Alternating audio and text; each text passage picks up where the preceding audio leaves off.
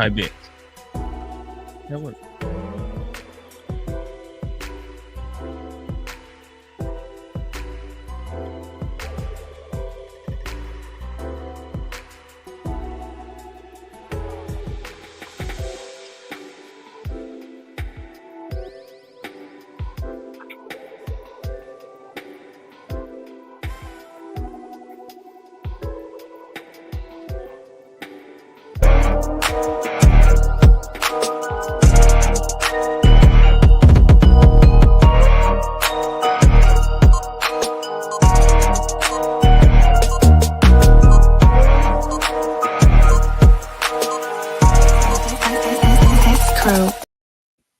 All right.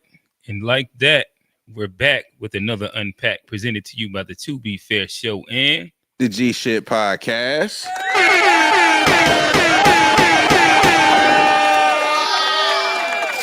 It doesn't matter how you feel. All right, so y'all see it. We running the 3-man weave today. Yeah, we got a great one. We got a good one lined up for y'all. We're gonna talk about those the keyboard warriors, the chat room warriors, and kind of speak to, does the algorithm, does the internet, does social media push us to be more extreme in our dialogue, extreme in our ideologies? Yeah, and who are the most susceptible? Y'all know what I'm trying to say. To those things. But before we get there, got a fire panel. Like I said, we got the regulars here. G, talk to him. What's good, everybody? It's G, host of the G Shit Podcast, where we focus on family, friends, finances, freedom, and our future, and fuck everything else. Check it out wherever you get your pods. Just search GSHPOD. Ha. I ain't gonna lie. When G run it down, it's almost word for word the exact same thing every single time. It's almost like he reading off a prompt.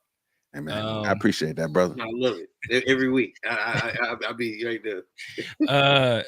Johnny, 1/3 of the To Be Fair Show. The host of the To Be Fair Show. Catch him riding in the caddy with Johnny, with Benny the Butcher. What's going on, brother? What's going on, family? What's going on? Glad to be back. Yeah, we definitely got a good one lined up. I want to tell everybody, tap into the chat, super chats, get ready immediately. Hit like and comment below, and yeah, let's lock in. Yeah, and of course, before we go too far, we do have just the housekeeping. Discord is in the link is in the description. If you want the early chat, if you want not chat, but if you want the early call in is always dropped into the Discord first. We'll probably hit the call-ins a little early this week, but nonetheless, with that said, before we hop into all of our political endeavors, let me ask y'all this, fellas. OKC in 4, Wolves in 6. Who y'all got going to the finals? Like it right now, Indiana, New York is playing. This isn't a basketball podcast, but it is a topic of the group chats. Fellas, give me Knicks and Wolves. Knicks and Wolves. I'm gonna also say, as a podcast, we're fucking horrible. The last round, we had Golden State or Denver. One of them niggas made it. No belief in the young boys, man. Yeah. It is now a battle for the YNs, but G. I gotta go Knicks OKC, man. Knicks OKC. Does Shea, does he turn tier 1? I think Shea is tier 1 right now, just based off of expectation. Like I feel like if you are expected to carry your team to a championship, you got to be a tier 1. Okay. And then I guess this will get into the expectations. If you what you say don't meet? No, you said what you say Harden was? Harden, he was an underachiever. His team's underachieve. Non-show upper. All right. Yeah, I guess we can head off this first thing today, where there has been a constant conversation with Trump. I think that in the next few weeks they're going to kind of have to come down with a ruling for. We have the birthright citizenship conversation that is currently popping off. These are, I don't know. I guess some fairly engaging conversations. I'm gonna push play on this. Enough to get y'all opinion. Remember how I was telling y'all how President Trump is for the black people and how he's telling y'all that the 13th and 14th Amendment was for the descendants of slaves. Well, he's talking about it a little bit more, how basically birthright citizenship was really supposed to be only for us. But I'm going to let him go ahead and speak about it again. Y'all let me know what y'all think about it. About ending birthright citizenship, how confident are you that the court will rule in your favor and allow that sort of birthright citizenship to go forward? Well, you just told me I am so happy. I think the case has been so misunderstood. That case, birthright citizenship, is about slavery. If you look at the details of it, the signings of it, everything else, that case is all about slavery. And if you view it from that standpoint, people understand it. But for some reason, lawyers don't talk about it. The news doesn't talk about it. That's not about tourists coming in and touching a piece of sand and all of a sudden they're a citizenship. They're a citizen. That is all about slavery. And even look at the dates on which it was signed. It was right at that era, right after the Civil War. And if you look at it that way, the case is an easy case to win. And I hope the lawyers talk about birthright citizenship and slavery, because that's what it was all about. And it was it was meant to be positive. And they use it now instead, not for slavery. They use it for people that come into our country and they walk in and all of a sudden they become citizens and they pay a lot of money to different cartels and others. It's all about slavery. And if you look at it that way, we should win that case. Okay. All right. Fellas, what is y'all thoughts? Oh, my bad. I didn't notice it popped down. But what is y'all thoughts? So, I mean, look, the sentiment I understand, but there was a Supreme Court case about this in the late 1800s about a Chinese dude who was born in San Francisco to two Chinese parents. Mm-hmm. His parents were not American citizens, but he was born in San Francisco. Family goes back to China. And then when he tried to come back to the United States, he was denied entry at the time. And this case went up to the Supreme Court, and the Supreme Court ruled that homeboy was a citizen, and that essentially like established the foundation for what we understand today as like birthright citizenship in terms of just being born. So while I get the sentiment, right, like I just feel like if we start talking about these quote unquote constitutional laws and what they were originally meant for, it's not really it's a fundamentally flawed argument, because none of these laws were meant for us to have equal rights to anything. So everything has been like rewritten to try and include others along the way. So like if the argument about it is it was originally meant for certain people and it should always be meant for certain people, I would just ask, well, why doesn't that logic apply to like the First Amendment or the Second Amendment, etc.? Johnny. Yeah, no, I think it comes down to like, and like I say, I mean, as a black man who's FBA, been here, it don't really necessarily apply to me and mine. But I think it comes down to whether if you're arguing something, you're arguing the actual words in the Constitution, or like the legal precedent that's been set by previous cases. And I don't know which one holds more weight. I think if you do argue the words, Trump might be right, because I think the words and when it was written, it is kind of based in trying to help, slaves out. I think it has a lot to do with, us coming in here. But if if there's a legal precedent that's been set, I don't know how much, legal basis that still holds in the court, or if they can go back and change it if you have new justices in there. Maybe, but yeah, I think the wording of it isn't it. So yes, the original amendment was pretty much in response to the Dred Scott case, in which like that pretty much said that black people ain't gonna be nothing but slaves, and this is in essence giving them citizenship, them and their kids. Where, well, I guess one, you like, so inside like the FBA sense, are they pushing for this to get overturned? Because this would be the piece that gave black people actual citizenship. And I guess the argument that I have heard that becomes interesting when we speak about like, should we care? Do we care?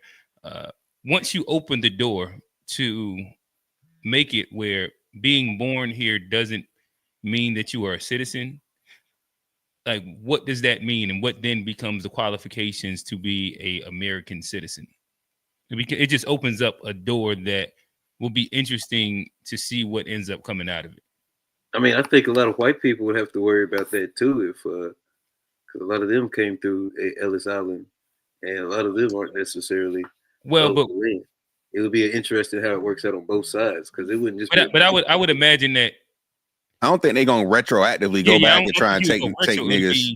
Like, imagine if no longer being born in America doesn't mean that you are a citizen. So then, at what point, like, so what now becomes the qualifications to be an American citizen? Oh yeah, I mean, that's a good point. Like, you gotta go through a process, naturalization process, like everybody else. And then, what would that look like? And I mean, like, that box out, and would this be like the quote unquote voting, like the voting ID laws, the different things like that, that people could make the argument that is intentionally put there to kind of box out a certain group of people? I think it's definitely trying to box out a certain group of people. However, like if you know, if I was traveling and had a kid in you know, South Africa, at that point, right? Like, I don't know the South Africa laws or whatever, but I know, like, as an American, I can pass on my citizenship even though I'm abroad. I can, even though they're not born here, I can pass on that citizenship, to my understanding, if I'm still like a citizen. However, if somebody's in South Africa, for example, who just got over here, if you have that baby and let's say you actually have a legal reason to stay for a certain period of time versus being here illegally, because I think that's the difference too. Are you here legally or are you here illegally having a baby? That I think that makes a big difference for the argument too. But assuming you're here legally and you've got a green card to stay for an extended period of time and you have a kid, if birthright doesn't exist, then that child would go through the naturalization process and eventually take a test to earn that citizenship, which is like the standard for others. I guess you're answering a different question. But like, you're saying, like, how would that work for immigrants coming in?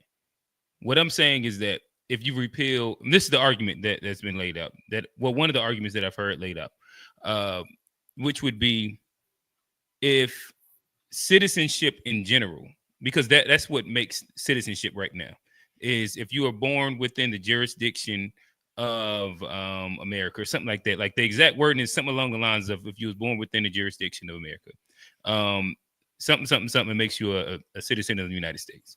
Once you lift that, and that's no longer a requirement. So just your parents being from here, you being born here, isn't necessarily a requirement to be a U.S. citizen. What now becomes the metric and the qualifications to become a U.S. citizen, even for people that are already U.S. citizens? Or is it a basic? If you're already a U.S. citizen, I don't think this change to the rule would change that fact that you've already gained citizenship. It's only going to be moving forward, in my opinion.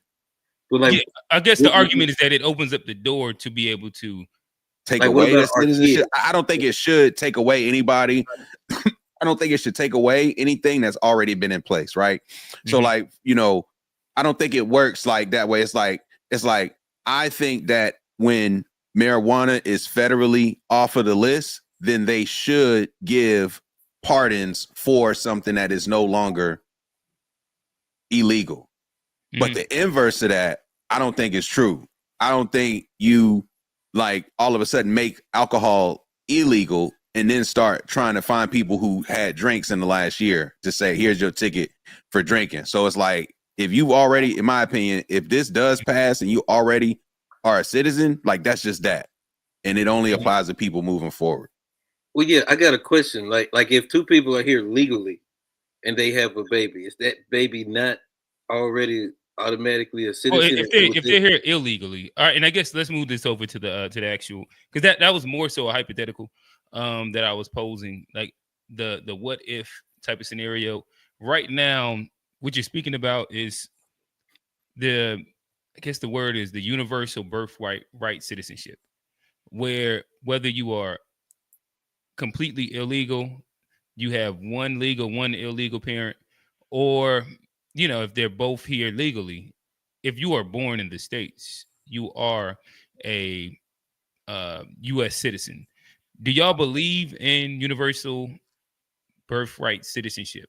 I guess we'll leave it open-ended there, and then if you don't, what are the or if you do, what are the versions of it that you believe in? Do you think that immigrants, no matter what, should get universal birthright citizenship?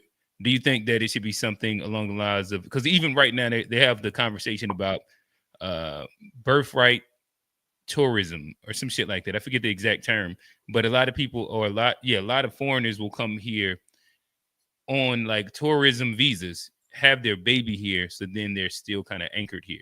Yeah. Or again, do you think it'd be fair if one person is legal, one person's illegal? Is that baby still a U.S. citizen? Yeah, I'll toss it to you.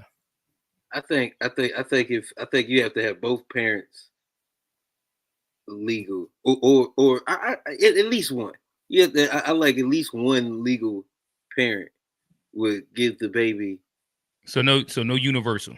No universal. If it's two illegal people and they have a baby, or if you're an illegal person and you come here and like try to get with somebody that's already here. What if there's two refugees and they have a baby? I don't think that baby should just automatically have American citizenship. No. But if one's legal, I think there's even if you're here legally, you don't think that they should be able to be a U.S. citizen. No, I said they're both here legally. Yeah, that's what a refugee would be. A refugee would be legal.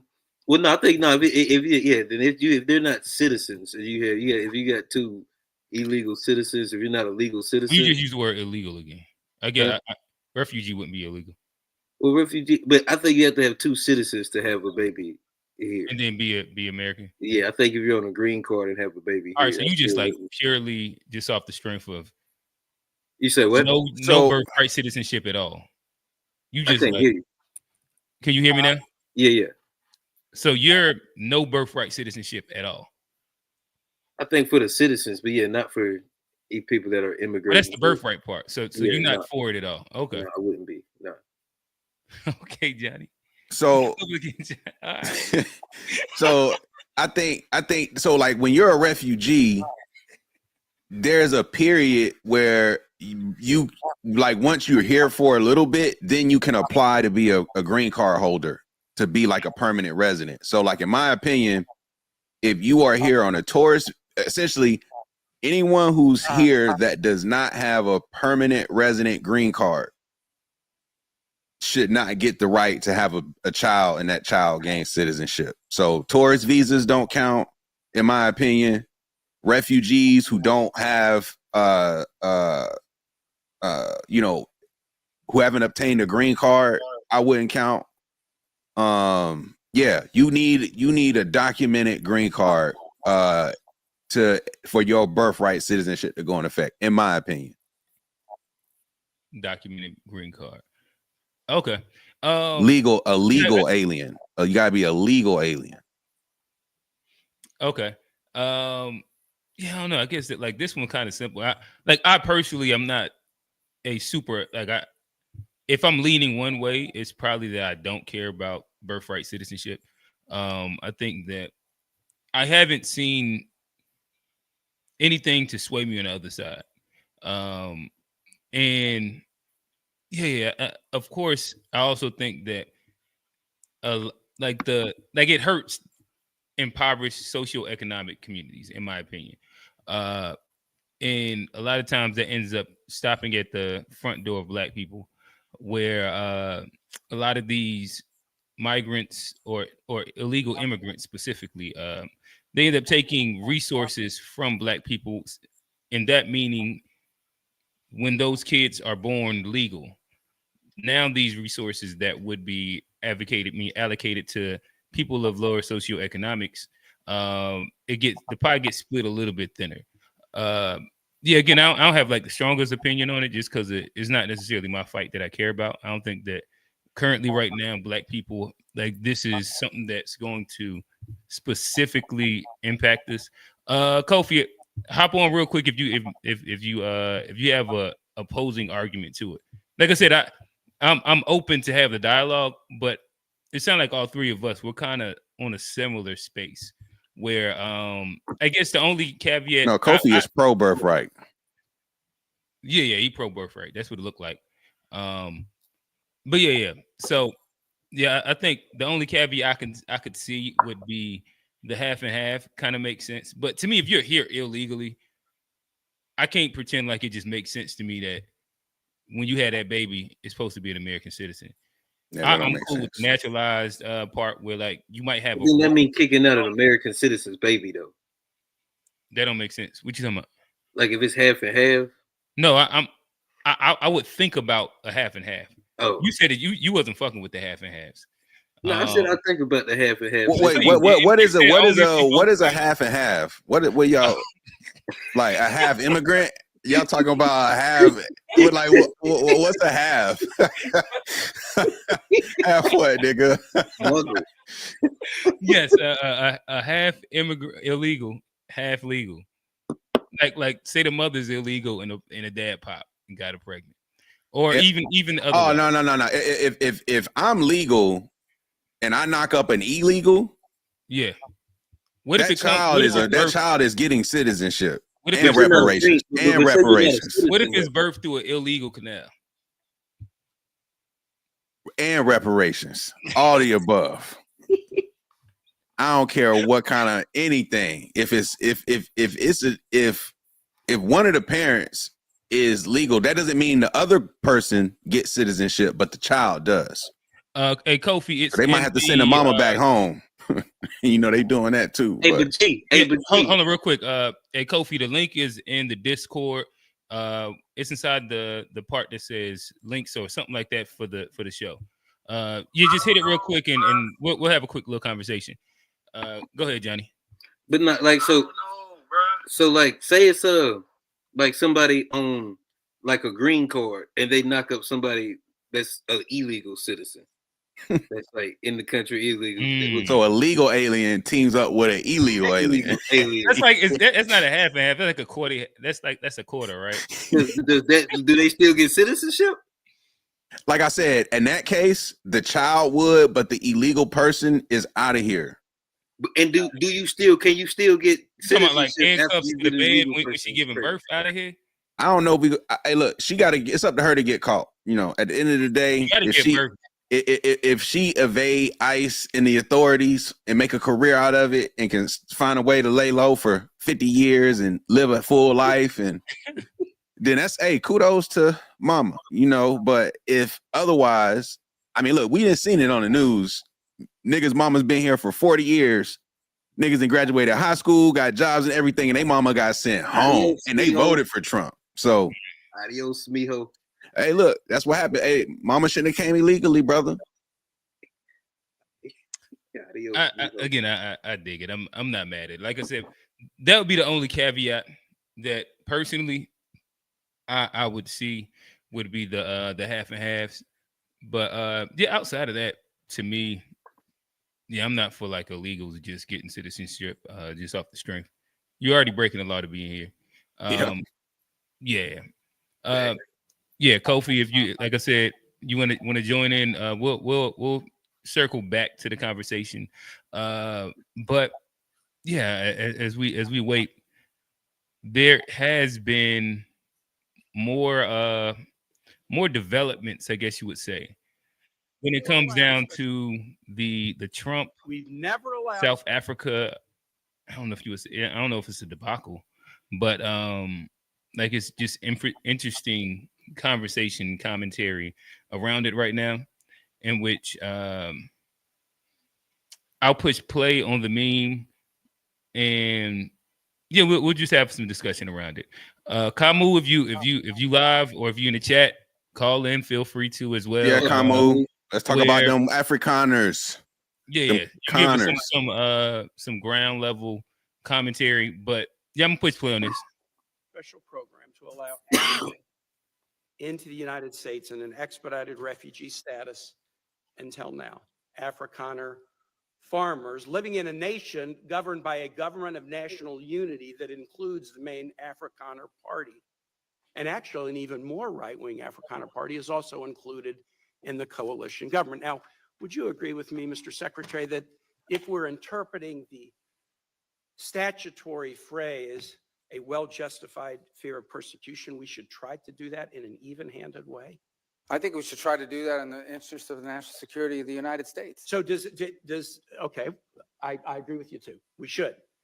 Should we try to do it in an even-handed way? So for example, should we say, if you're persecuted on the grounds of your religion, we'll let you in if you're a Christian, but not if you're a Muslim? I think that the United States has a right to allow into this country and prioritize allowance to who they want to allow to come in. But I think but I'm going to ask you what. Yeah. So a well-justified fear of persecution. Yeah, they thought that their farms were being burned down and they would be killed. I think that's a pretty good justification for wanting to come. They're afraid for their lives. And should it be applied in an even-handed way? That's an easy. No, our foreign policy doesn't require even-handedness. It requires prioritizing the interests of the United States. The phrase says you are entitled to entrance as a refugee if you demonstrate a well-justified fear of persecution. No, you're not entitled. So can you have a different standard based upon the color of somebody's skin? Would that be acceptable? Well, I'm not the one arguing that. Apparently you are, because you don't like the fact that they're white, and that's why they're coming. Say that would be unacceptable. Well, no, I would say that the United States, a very easy thing. The United States has a right to pick and choose who they allow into the United States, even based on the color of somebody's skin. No one's. You're the one that's talking about the color of their skin, not me. These are refusing. Policy is completely against what he was saying, even in the parliament. And they're a small minority party, which is allowed to exist in terms of our constitution. But you do allow them to take land. No. You do allow them to take land. Nobody can take land. And then when they take the land, they kill the white farmer. And when they kill the white farmer, nothing happens to them. No, there is nothing happens. There is criminality in our country. People who do get killed, unfortunately, through criminal activity, are not only white people. Our government policy is that was nonetheless a smaller excerpt, but yeah, Trump had he had a video montage lined up. Trump had he had some questions, and of course there was some pushback. I think one of the interesting parts of the conversation was when a reporter asked Trump, what would it take for you to believe that these refugees, or that's the word, right? Refugees, that they're not a part of a genocide right now? And the South African guy said, "I'll answer that for you." He said, all it would take is for him to actually listen to what we're saying. I thought that was kind of interesting. But fellas, what is y'all thoughts? This is kind of becoming a bigger thing. Yeah. I mean, Trump said, like, in the first thing when he did the press conference, he said that they were white. Oh, he also used the white word again multiple times in there too. Not that it matters, but hey, those white farmers. He emphasizes white farmer every single time. Not farmers. Not. But then Mark Rubio. But then Rubio said, we're not talking about this about their being white. And it was clearly about them being white when Trump even introduced it. He was like, he said they were white so many times that he was like, wait a minute, they're white. And then Rubio was like, well, we didn't say it's about their race. It's clearly like their race definitely has something to do with the fact that they're coming over here. And I think it's good to see them boys, press, that full court press on that. And I like to see a little squirm and see if he gonna break character or not. He held it on, but that was a good press because he's definitely about race. He even lined him up about being fair distribution of letting people in, and he even brought up religion to give them an out.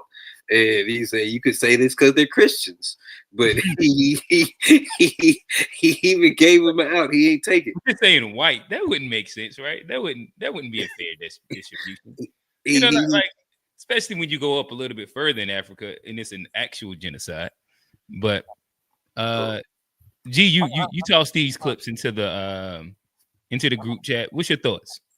Yeah, man. Look, very telling. Like in the midst of talking about putting America first, not putting our nose in other people's business, taking care of what matters to us, we are now like somehow at the forefront of fighting for this small population of farmers that happen to be white in South Africa.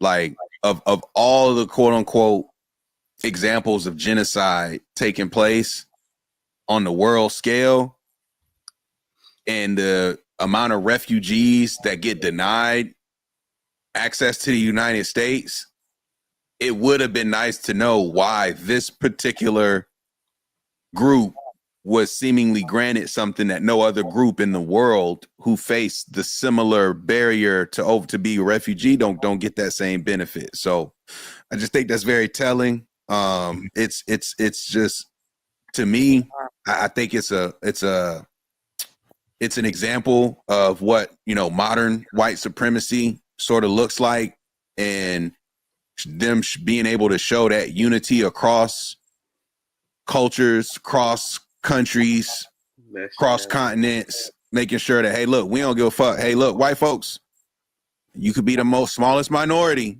on a continent you got no place being, but we gonna make sure we got what your you call back. this pan white supremacy. And I wouldn't. Hey, I wouldn't go that far because he's like fuck the Ukrainians right now. He said fuck them who? Ukrainians. What, say it one more time. Them Ukrainians. He ain't really messing with them. But that's like tribal warfare. So like you gotta let those two work it out. But I'm sure if if somebody of a different hue went and ran down on them, should it be a little different? And let's be clear too, these Afrikaners, but to that point about like the unity across the white lines versus the Ukrainians, those aren't Anglo whites on the east side of Europe. That's like a different type of phenotype of white. You know what I'm saying? Like they're not the same as the Anglo-Saxons that essentially came, because the English derived from Germans. So the Germans populated England, and those Anglos came from Germany originally. So like those type of whites, the Dutch, the English, the Germans, that blonde hair, blue-eyed type of white, that is like what really white supremacy is centered around. That off-white type of white, the niggas with the hue in their skin. So whether that be the Spanish, the Latin, the Italians, the Greeks, all the way to the USSR and West, like they're that's a new thing. Them letting them in just for the sake of like, what, we kind of do need some more numbers, but like that core group of whites are gonna always look out for each other. Those blonde hair, blue eyed folks. The Anglo-Saxon versus the Slavics. The Slavics, they got distinct languages. You can even look at like the Russian, the Soviet bloc, and a lot of like they even use like a different like alphabet. And yeah, man, it's the reason why the Irish don't fuck with the English to this day. You know what I'm saying? Even though they right there beside each other, like those people don't see them as the same. Like they will say we are not them, and it's up every single time. So yeah. We did have Kofi for a second, but looked like he disconnected. Call back in. But I guess as we continue the conversation, is there, and this was a topic thrown in by Chikwe, you said, should Black Americans worry about Afrikaner refugees? What's your thoughts? Yes. Like, I mean, if as black people, we have like, if we're worried about birthright citizenship and people coming in and taking our resources and how that's going to affect us, this is definitely, even if it's small numbers right now, it's definitely going to affect us, and it's setting precedent for, what could happen in the future. So I think it's definitely something to, I don't really care one way or another about, what happens to them, but I think it's definitely something that we got to worry about, and something that could, affect us.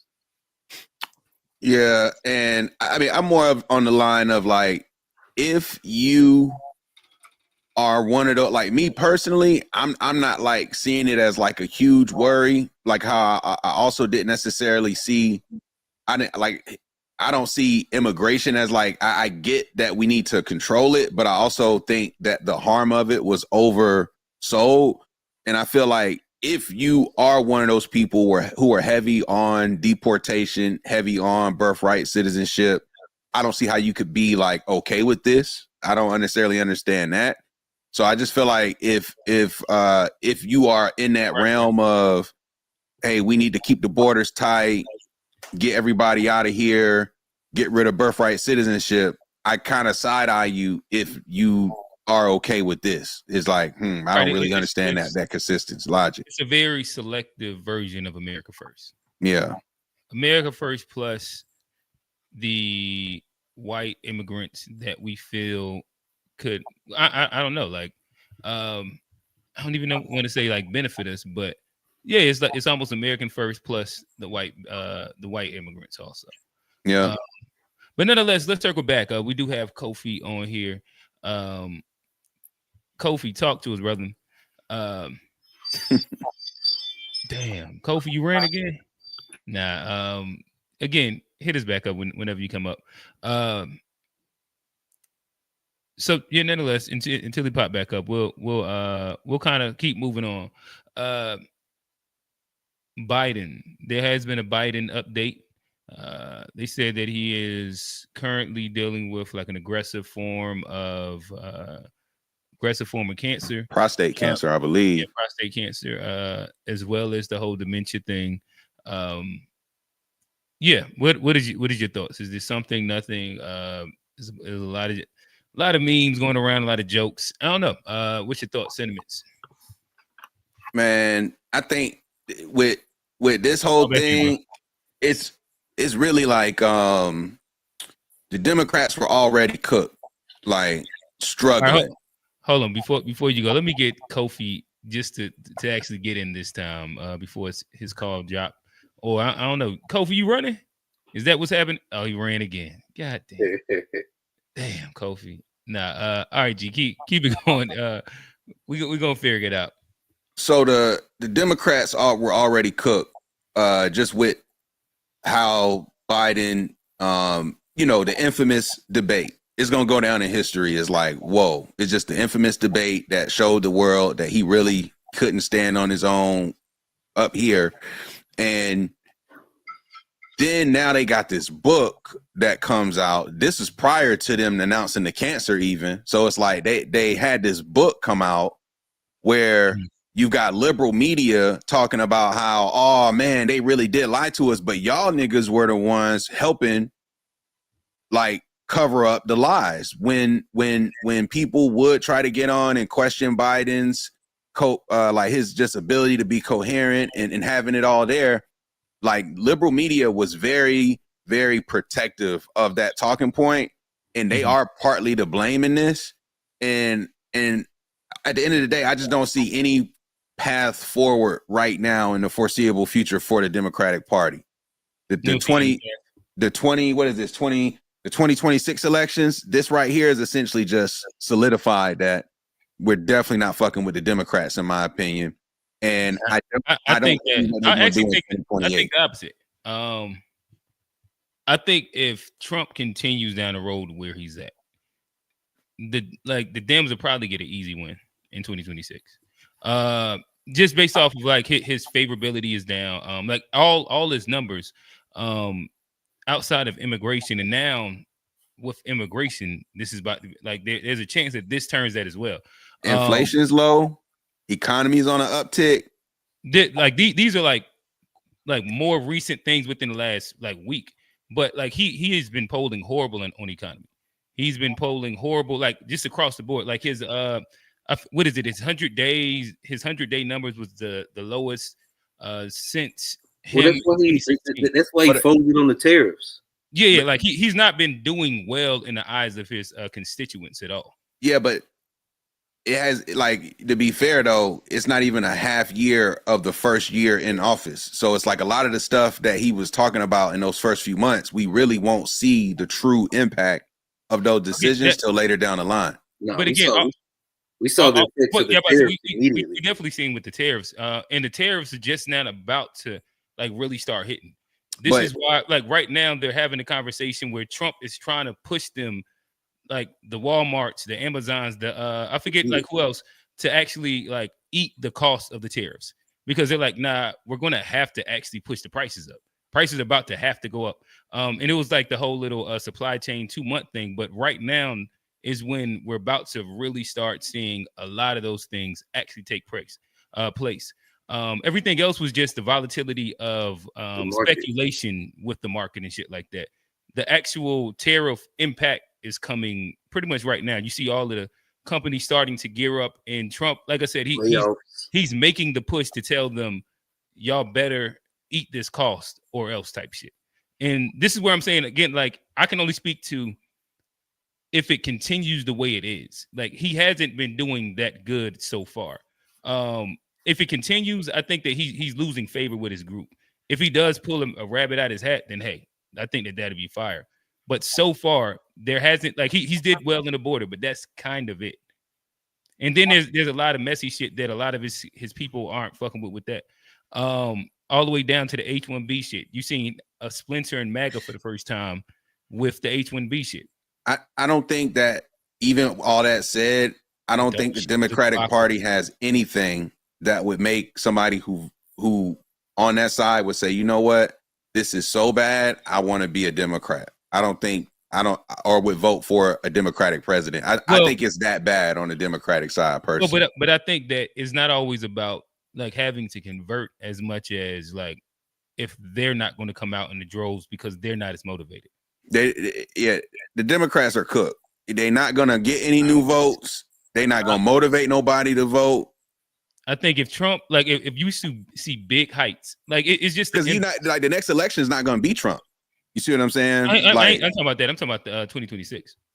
But even still, like you're not really voting for a Trump. You voting for the party. You voting to support your party ultimately. Right. The Democrats. And again, I think that's where like Republicans right now, they're just a MAGA party. Like they don't. It's not like there's a bunch of people that love. And what's the Democratic Party? A lying party. Again, a dishonest party. I think both of them kind of like sit in the same pool. This is what we're, in my opinion, this is what we're missing, is that it's kind of like Obama. Like Obama was going to bring people to the polls, like just who he was, his charisma, XYZ. That's Trump. I don't know. Like Trump is bringing people to the polls, not the Republican. That's in essence this is why the Republicans and the right say that MAGA has hijacked the Republican Party. Right. Where when Trump leaves, they're actually going to have to get a real candidate again. Right now, they don't have to have they didn't have to have a real candidate. Trump was going to bring people to the polls just off of who he was, and the things that he came with. And this is where I think that both parties are going to have to figure shit out, because especially if Trump has a bad 4 year, like again, if it stays where it's going right now, I don't think that he's doing the Republicans any service. But so this is the point I'm making. He, in theory, has never really done the party any service since he's got there.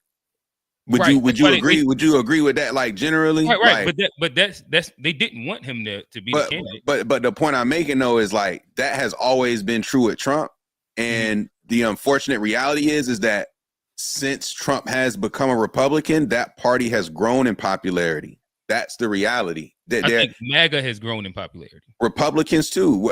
You could like a lot of places lost, but like Trump won and Republicans lost. Like he just brung people out to the polls.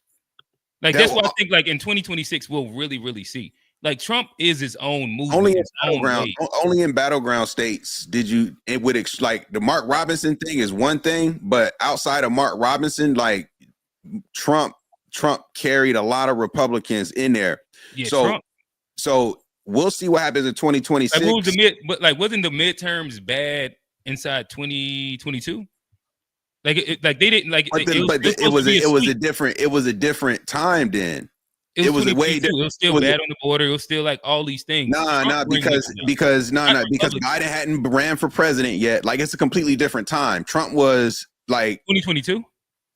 You talking about when Trump was in office or when Trump wasn't even in? Because when Trump was in office, last midterms. But that don't have nothing to do with the effect of Trump, though. No, I'm saying that the Republican Party didn't come out like that. Like they didn't flip the whole House and Senate. No, that's why Biden's been struggling in the White House. Like they didn't flip it. Like there wasn't massive gains. They was pushing and they thought that it was going to be massive wins after the 2020 and the whole little shit. But it wasn't like massive wins. Why was Biden so difficult to work with Republicans in the White House if they didn't have a? Well, partially because them niggas don't flick. Like Trump just do shit different, and I think that's why people fuck with him. But yeah, like the Democrats was worried. Like they be worried about like a lot of procedural shit that Trump don't necessarily care about, in my opinion. But yeah, I guess like I said, this is agree to disagree, and we'll see in a couple years. But I don't know, Johnny. What is your thoughts on it? Let me bring Kofi. Kofi, you finally got a Yeah, it was my laptop. Like it was my laptop. Like there are more. My mic's not working. That's what happened. That's why it dropped every time you unmute me. Oh, okay, got you. Yeah. My bad. But now, what you were saying, what I think about about like, the rant that we was on, is I think, or is it? You talking about Republicans? How well Republicans are doing, or like 2026? Are the Dems cooked, or are the Republicans going to have to really make sure that they bring people out and prove something to actually keep the House and Senate as they have it right now? That's tough to say. I think the Democrats. I think they're going to lose it. I think they have an uphill battle. I don't know if everybody's just going to run back to them though. Like, and that's what I'm saying. I don't know how. I think if you get other, more moderate Republicans, you may keep a lot of people.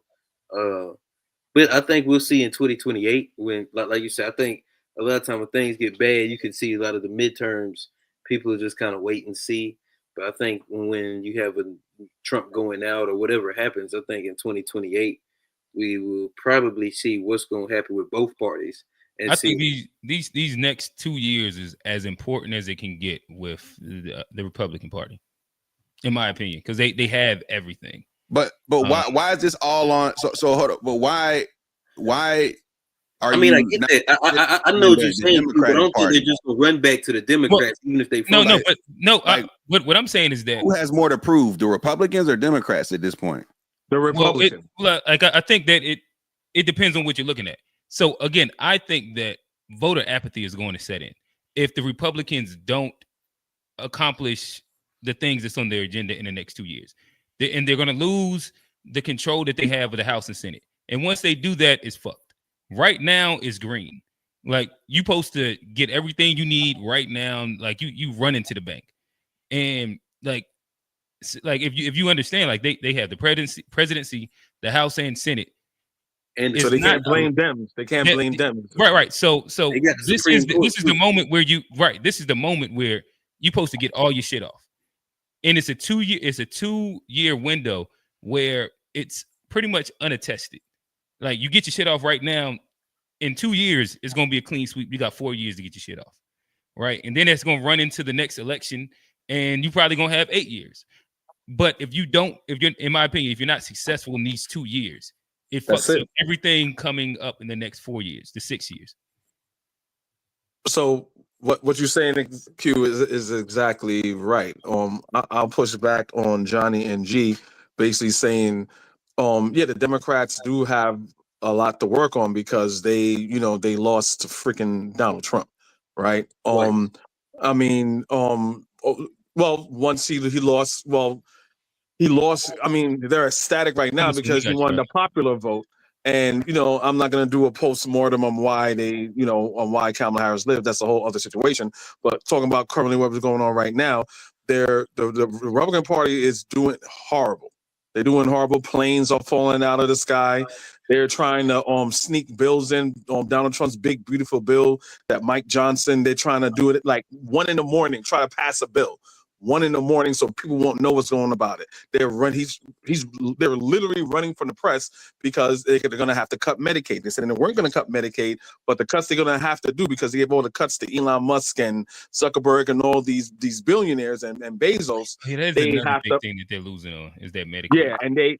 And so now they have to find. Okay, we got to find a way to fill in this gap. And just like Kamala Harris says, and all economists says that Trump, his plan is adding $4 trillion to the deficit. So now they got to raise the debt ceiling.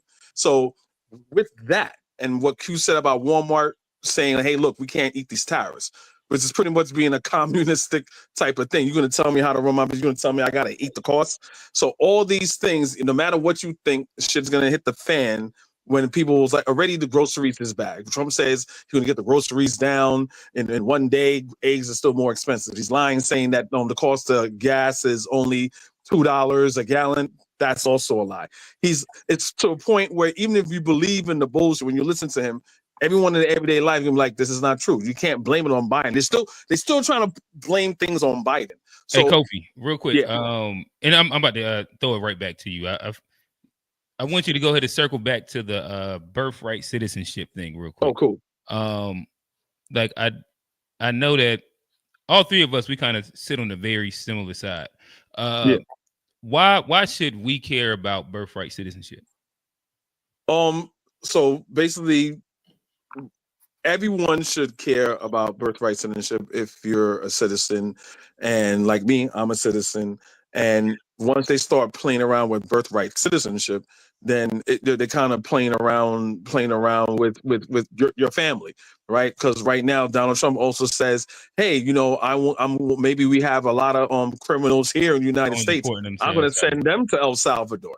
You cannot do that. You cannot send someone else to a foreign country. That's unconstitutional, because anyone at any time can revoke your privilege. It's a Republican thing where they don't care. Oh, it's not affected me, so the hell with them. But when it affects them, then now they're all for it. It's a typical Republican thing that they have. Oh, it's the others. Like you have the Venezuelans and certain Latinos. Oh, for Trump. Oh, he only want to get rid of the bad ones, right? Oh, no, he's getting rid of all of you, right? So even the legal ones. So it comes to this. So it comes right back to this. So if he could do it here, it's a principle of the matter. If he could do it for some brown people, who's next?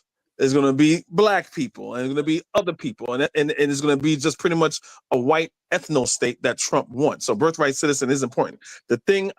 Only thing I pushed back on that you were saying before was you say, well, you disagree with certain types of migrants and immigrants, not immigrants, migrants.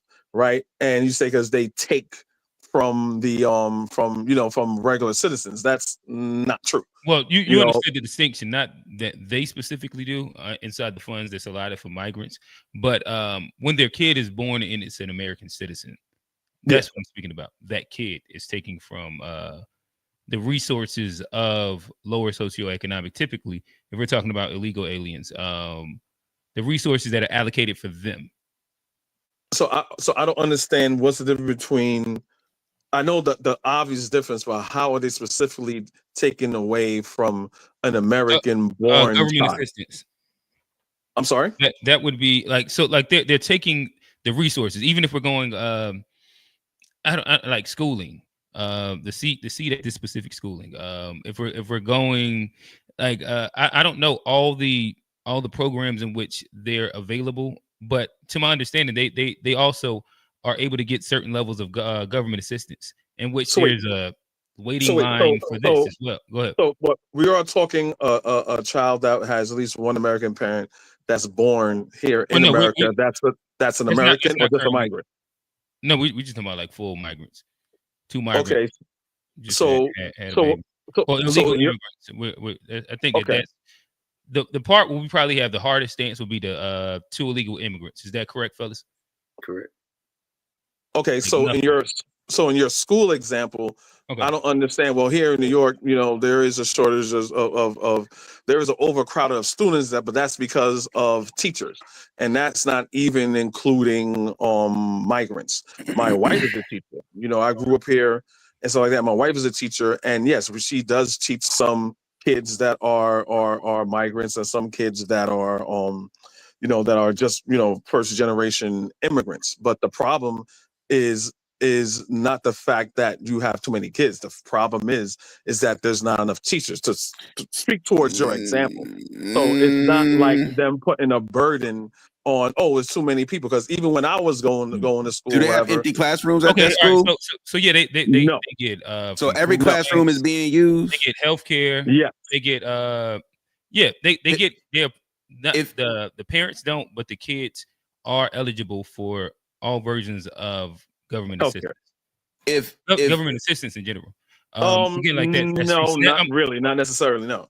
All right, so I can name some of them. You like they'll get healthcare, but they can't. They have FEMA assistance, of course, but you have what is this word? SNAP. So food stamps. That again, is another one. Of course, not in every state, only certain states. But even with that, right? Like with the quote unquote schools, if all the classrooms in the school are being used, then it's not necessarily that you need more teachers. That shit is over capacity. Like you need smaller rooms. Yeah, so what you saying they need more teachers. It's not that they need more teachers. They have teachers filled in every room. What they have is too many kids in every room. And the reason why they have too many kids in every room because they don't have enough teachers to go around. Now, if they have, where would they put the teachers, Kofi? If every classroom is being used, where would the extra teacher go? They have buildings that they have. So, like, okay, so when there's a lot of students, so you're talking about putting them in a trailer. Well, building new space. Yeah, there's many buildings. There's schools that, but what you're trying to say is that the reason why there's overcrowding is due to this large influx of immigrants, and that's not true. I would like to see the research. Well, no, I'm saying no, I'm not necessarily saying that's the reason. No, but all we said was that it takes away resources. Yeah, it waters down the pool of resources. But you're talking about it's like the whole Doge thing. You guys are looking at the little small things and spending instead of saying, well, the United States have the largest spend more on military defense. No one's doing that. They give a lot of tax cuts to the rich and the higher things, but they're going to go to FEMA. They're going to cut SNAP. They're going to cut this. I want to see you guys show me, maybe I'm wrong, where you have this large influx of immigrants migrants that's significantly taken away you keep adding words into things. Like, I don't think anybody in here just said large influx. I imagine we could probably look and see the number of illegal migrant or illegal quote unquote that had kids, and we can just say if that's I understand that, but my question is our basic statement was they're taking away resources. Okay, you keep putting large influx that's not a part of the argument or the claim at all. Yeah, but it alludes to saying that there's so without you saying it, saying there's a large amount that is taken away from resources. And what I'm saying, I don't know what you consider. I think resources are finite. Again, not arguing the limitations of resources. My question is that your question is kind of sounds like there's so much that is taken away. A significant amount resources being taken away from other American-born people. That's the point I think you're trying to make. And what I'm saying is I would like to see that research. I think that it's enough to where it doesn't move the needle for me to be like, I need them to be American because they was born illegally in America. I think that if it's taking away resources from people that look like me inside lower socioeconomic spaces, I would have rather those resources first go to official American citizens. No, totally agreed. And later on, I also said that the process of immigration needs to be more fine-tuned.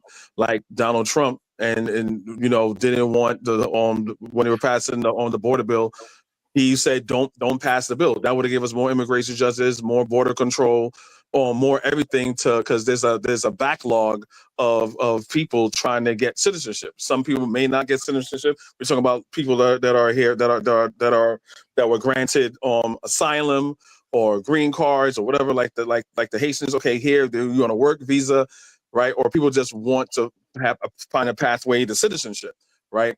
We don't have enough to keep up with that. But I do agree with you when we having all these people and they're just sitting here and they're just waiting for their day in court. Yes, that is taking resources from Americans like you and I. Correct. All right, and Wanda, I guess we already kind of outlined. Even we went through the 14th Amendment and we walked through that. We then spoke on what versions, like, do we care about birthright citizenship? Are we in favor of it? And then what versions are we in favor of? We all came down to the consensus that I don't think none of us is in favor of two illegals having a baby. That's what we mean inside like the term illegally born or born illegally. Two illegals having a baby here. Is it illegal? Technically, no. We're kind of speaking inside the terms of what's already established in the conversation. But illegal, when you mean that, like the word illegal gets thrown out a lot, and I think so we put it just at the basis of not refugees, people that have crossed illegally. Yeah. It's basically people, and it'll also be people without paperwork. There's also people here without paperwork. That would be illegal, right? Whenever it's illegal, if it fits in illegal, then I'm more so inside the framing of should there be like a naturalization. I think that he brought up a great point with that process, and maybe like you have like some version of early access to that. But just because you were born here, like again, you have the immigrant tourism baby thing as well. I can't say that I've heard an argument that has convinced me that it's important for people that aren't here as citizens to become citizens just off the strength of being born No, I get that. But what I'm trying to say, when someone that doesn't have, if you enter the country illegally. Wait, hold on, wait. Was it Jalen Brunson? What the hell? Oh, damn. Oh my God, what the hell? God, all right, G, you gotta give us the play-by-play really quickly. Give us the play-by-play. Bro, the game is tied going into OT. Knicks were just down to 7 seconds left. Hallie goes down, dribbles around, like foot is on toe is on the line. He would have won the game. Toe is on the line, so now it's going to OT. You got a Kawhi bounce. But these niggas was down double digits, like going in the fourth quarter. They've been chipping away. But Hallie foot was on the line. That would have been that was his moment. They might if they don't win, that's gonna be. But he just sent this thing to OT. KD foot on the line. Oh, that was so Reggie Miller-esque. He did the choke. He did the Reggie Miller choke right after too. Oh, what the hell? Oh my gosh. All right. My bad. Again, my bad. We are also we're basketball fans here. Kofi, you up in New York. Y'all been jumping, throwing trash on Halliburton fans and shit. It's been wild. But I'm sure New York is on fire right now. Oh yeah, that was crazy. Yeah, hell yeah. I got people since they were Knicks fans since Ewing and John Starks was on there, and they never gave up hope. So yeah, they elated right now. Yeah, they're happy right now. Okay.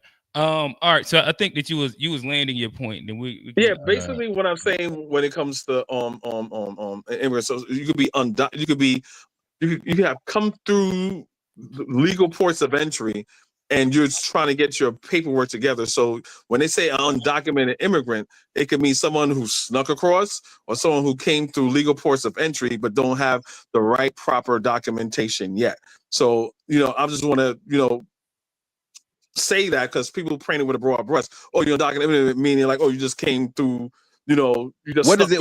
What? Tell me why that distinction matters. Because obviously people will vilify when they hear undocumented immigrant and say, oh, you just came here and you snuck here and you don't have any documents, versus you went through the ports of entry and you're now seeking asylum or residency or whatever, And you but you do not have your you and overstayed.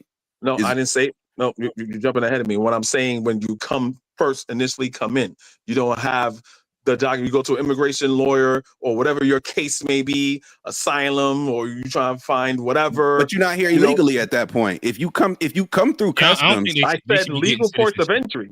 I said legal ports of entry or illegal. But the difference here, Kofi, is if you enter the United States through customs, you came in legally. No. Yeah, it's true. But there's also, correct me if I'm wrong, you could go over the border or the United States border and go to, and there's ports of entry for people that's seeking asylum seekers. It's not just closed off. Yeah, but they could either accept you or turn you away right there at the border. Correct. And if they accept you, you're here legally. Yes, but they don't. Yeah, but they don't have any documentation. No, but Kofi, that's what I'm saying. But like you said, once you come, you come to the door seeking asylum, they will say yes or no. If they say no, you're shit out of luck. Bro, but when they say yes, they don't give you papers right then there on the spot. I understand that. But Kofi, in the interim, you are here legally. You're not illegally here, is my point. But we're changing the terms. I'm talking about undocumented immigrants. So that but Kofi, that's not even the same because you're documented. You came in legally. Again, we can account. Do they give you something right there on the spot? Like, okay, I'm letting you in. Here's your ID to say that you're a documented immigrant. Here's your visa. Here's your you're here for work. No, you have to go to an immigration judge for them to determine that. In the meantime, in between time, you're an undocumented immigrant. But you're here legally. You have something to say. I was allowed here. All right, so really quick, because I feel like we're making a distinction that might not matter at the moment. So G, if this person has their documentation or doesn't have their documentation, if they're not a state's citizen, should the kid born here have birthright citizenship? I think this specific example is the most grayish of the examples because if you do arrive as a refugee or seeking asylum, there is a time period that goes by where you then officially apply to become a permanent resident. You might just be here temporarily and be going back home or going back elsewhere. So for me personally, I just draw it at very simple: permanent resident or not permanent resident. If you have that child and you're not a permanent resident, I don't think birthright citizenship should be applied. If you are or have crossed that line, and it's like that's the only way to make it, reasonable, is just like you either are or you aren't. And that's the only way to get rid of this. Like, you either have permanent residency legally to be here or you don't. If you do and you have a child, that child is a citizen. That's how I see it. I can meet at that middle ground. I want to say if you're not an American citizen, but if that's extreme, yeah. Johnny, I mean, if I'm sorry, Johnny, go. It's tough, but yeah, I mean, because it makes it hard not to go that way. Because I mean, any other way could be, different shades of gray, and at some point it has to be just something that's simple. I believe. I think permanent residency documented. It's like you're on your way. I can get that. I don't think that you should just be not a migrant, asylum seeker, and then you have a baby. That shit should work. Or just like a basic refugee just landing. I don't know. I haven't fleshed out my ideas, but yeah, as of right now, I'm not necessarily. I think that the birthright citizenship laws are fairly loose, to be honest. But yeah, if we have any closing thoughts on that. I didn't really comment on that in particular. As far as like birthright citizenship goes, right, it is the way it is, and I want to preface that this is only a thing because we're only a topic of discussion in the political landscape, because we're only talking about Black and brown people. This conversation is never applied or had when we're talking about Canadians, when we're talking about Ukrainians, when we're talking about other Europeans. It's only the people on the South. I'm sorry? Some of them getting deported too. Now look, Not in mass. I do agree with you there, Kofi. I do think there is a weird population of people who are very, very pro anti-immigration, but turning a blind eye to white immigrants. I agree with that. 100%. Yeah, that's the whole South African thing. Yeah, because they said the last time I checked, they said the most people that overstay their visa is Canadians. Oh, that's all day. Yeah, that's all day. Yeah. And no one say build a fence into the north. No, I mean Trump is saying that dumb shit now. He want to annex Canada. Yeah, but for the most we want them to become a state. Discourse, yeah, for most Republican discourse, it's like, nah, the northern border is fine. Those are our friends. But them wetbacks down there and these rapists and murderers, ooh, that's what we got to look out for. And it's a racial component to it. So I basically want to say, so when it comes to birthright citizenship, the same thing that applies to white people, it should apply to everybody here. So if you have someone from Lithuania or anything like that, and and however they have kids and they become citizens, the same should apply. So to me, this is a good conversation to have, but not you guys. But I'm saying, as far as like having the political discourse and how it's being discussed, is no one rarely says. Well, I mean, when you look at places like Abby Phillips and certain commentaries, they'll say this is only talking about this because we're talking about immigrants. That's it. So I'm saying whatever goes for white people should go for the rest of everybody else, and I'll just leave it at that. Yeah, I don't disagree with that. Chikwe. Salute. Can you hear me okay? Yeah, we can hear you. All right. I tend to all right, my thing is this, right? The welfare state is incompatible with open borders. There's a limit to how much money there is to pay for people who are just coming into the country illegally. There should be a process. I have no problem with people going through to immigrate to the U.S. I don't see why that's controversial. But the birthright citizenship aspect, it's a very interesting question. So the 14th Amendment is what we're discussing, right? My worry is that if the 14th Amendment is the amendment that gave the slaves American citizenship, does interfering with the 14th Amendment in any way weaken the citizenship for Black Americans? That's my only worry. Like, will that in any way take away from Black American citizenship rights? Mm-hmm. No. So that's a no. No, it will not. I think that is the, like I said, the pushback that I've heard is repealing the thing that gave Black people the they can't send us nowhere. That's the lie. Does that open up the borders, open up the door or Pandora's box in general?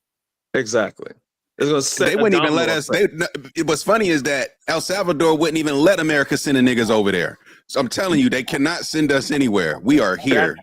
That's your belief. Everyone said that. Hey, you like right now they're challenging habeas corpus to due process, right? So there's a lot of overreach that Trump is doing. With Abrego Garcia, there's like, because you want criminal migrants here and criminals and rape. No, it sets a precedent. That's why we nip it in the bud. If he had put it like this, if Abrego Garcia had his day in court and say, "Oh, you say I'm MS-13," he said, "I'm not MS-13. I don't have a criminal record. Trump says he's going to look after all the criminals. This is a lie. You didn't give me due process. If you gave me due process, then okay, no one will have nothing to say." But the fact that he didn't give him due process, that's why they're making it a big deal. Because once you with Trump, especially Republicans, once you give them an inch, they'll take half of the world. The worry here, it's the principle of the matter. Political tribalism. Let's talk about ideas. It seems like you hate Trump. I get it. You don't like Trump. He's not your favorite. I'm a Black man and Trump is racist. So 2 plus 2 is 4, brother. I understand where you're coming from, but okay. All right. Do you think that there should be unlimited immigration into the United States? You don't think should there be any screening process, or should we have open borders? Okay, that's a Republican talking point. I never insinuate, because you said open borders, right? Okay. So they should be a process like there is. And like I said before, I don't know if you catched it, that we need a better immigration process. Yes. The Republicans are too racist and zealous with it. The Democrats are too lazy and lackadaisical with it. But if you want to blame anybody for the current, well, he's doing good on the border right now because he's closing the border. Again, it goes right back to my point. Republicans, I mean, Trump is doing bad polling when it comes to everything else. When it comes to immigration among his constituents, he's happy because they're saying he closed the border. Again, they want to close the border. They don't want legal immigration or any immigration of any kind from the southern border. So the key word you used was closed is perfect because they want it closed. The border was never open, though. You're missing one point. In the Republican Party itself, there is a split between the establishment Republicans and the MAGA Republicans. The establishment Republicans, these are the ones who own businesses, own companies. They benefit from illegal immigration because it depresses wages and labor. Labor costs, primary costs for running a business. So if you can have access to cheaper labor, you'll increase your bottom line. But the MAGA Republicans, they don't like illegal immigration for the same reason. It depresses wages, and these people, their wages be decreased. So not everybody who calls himself a Republican is not on the same page when it comes to correct. So you're painting this picture like everybody is in agreement with Trump when that's not the case. At least no, not. I didn't say that. I didn't say that, and I do agree with you. You have MAGA Republicans. And you just have Republicans. So yes, you're right. There is a split in the Republican Party, and they got a phrase called rhino. So you got people like Liz Cheney and all these other people that don't necessarily. It's a part of the whole MAGA Trump cult, right? They just call them rhinos. So, but yeah, so you have the MAGA people, right? Which is pretty much your everyday American. It's like, hey, I like what Trump is doing. He's getting rid of all these black and brown people. Yay for me, because they believe in the whole replacement theory. But then you got the other people that mess with them, the corporate side of it, your Elon Musk, your Jeff Bezos, and all these other people, the Waltons from Walmart and everything. It's like, okay, you're messing up my business right now. And it's people that's calling Trump, say, can you let us know, give us like at least a blueprint or an outline of what you're going to do with the tariffs, because you say tariffs are on, then it's off again. Then you say it's on for 90 days, and there's going to be up to 145%, and then the U.S. bond market tanks, and then you take the tariffs off again. It's total chaos. Nobody can operate like this. They say there's been what was it? They say I forgot the rating, the credit rating for New York. I forgot for the United States. I forgot the name of it. They say it's been the worst since the Great Depression. This is not feasible for any business. Well, that's one thing. One point I agree with you there. My retirement account has taken a hit in this past quarter because of the tariffs. So I'm hoping that whatever he's got planned works out, because it's you don't got nothing planned. You know what I'm saying? There's too much. This is a pet project for Trump. There's too much instability. Like, he's got advisors who know about the economy, so they must have something planned. And they're not, brother. They're not saying. They don't know. Trump doesn't know what the fuck a tariff is, and no one else got the balls enough to say it. Not Steve Miller, not Mike Johnson. They have to go, okay, it's a fucking cult. It's a fucking political cult. Everybody knows what it is. Even he has economists that says this is not going to work. During the election, and now that he's in office, and and he's not listening. The first time he was in office, right? He tried to do a whole tariff thing, right? And that blew up in his face. And I remember he tried to tariff Mexico. But here's the thing about the tariffs, that, like, again, Trump is putting tariffs on countries that have, in his opinion, fucked his business deals over the past few. He has a very targeted approach with how he's levying the tariffs and which countries he's really trying to apply certain pressure to.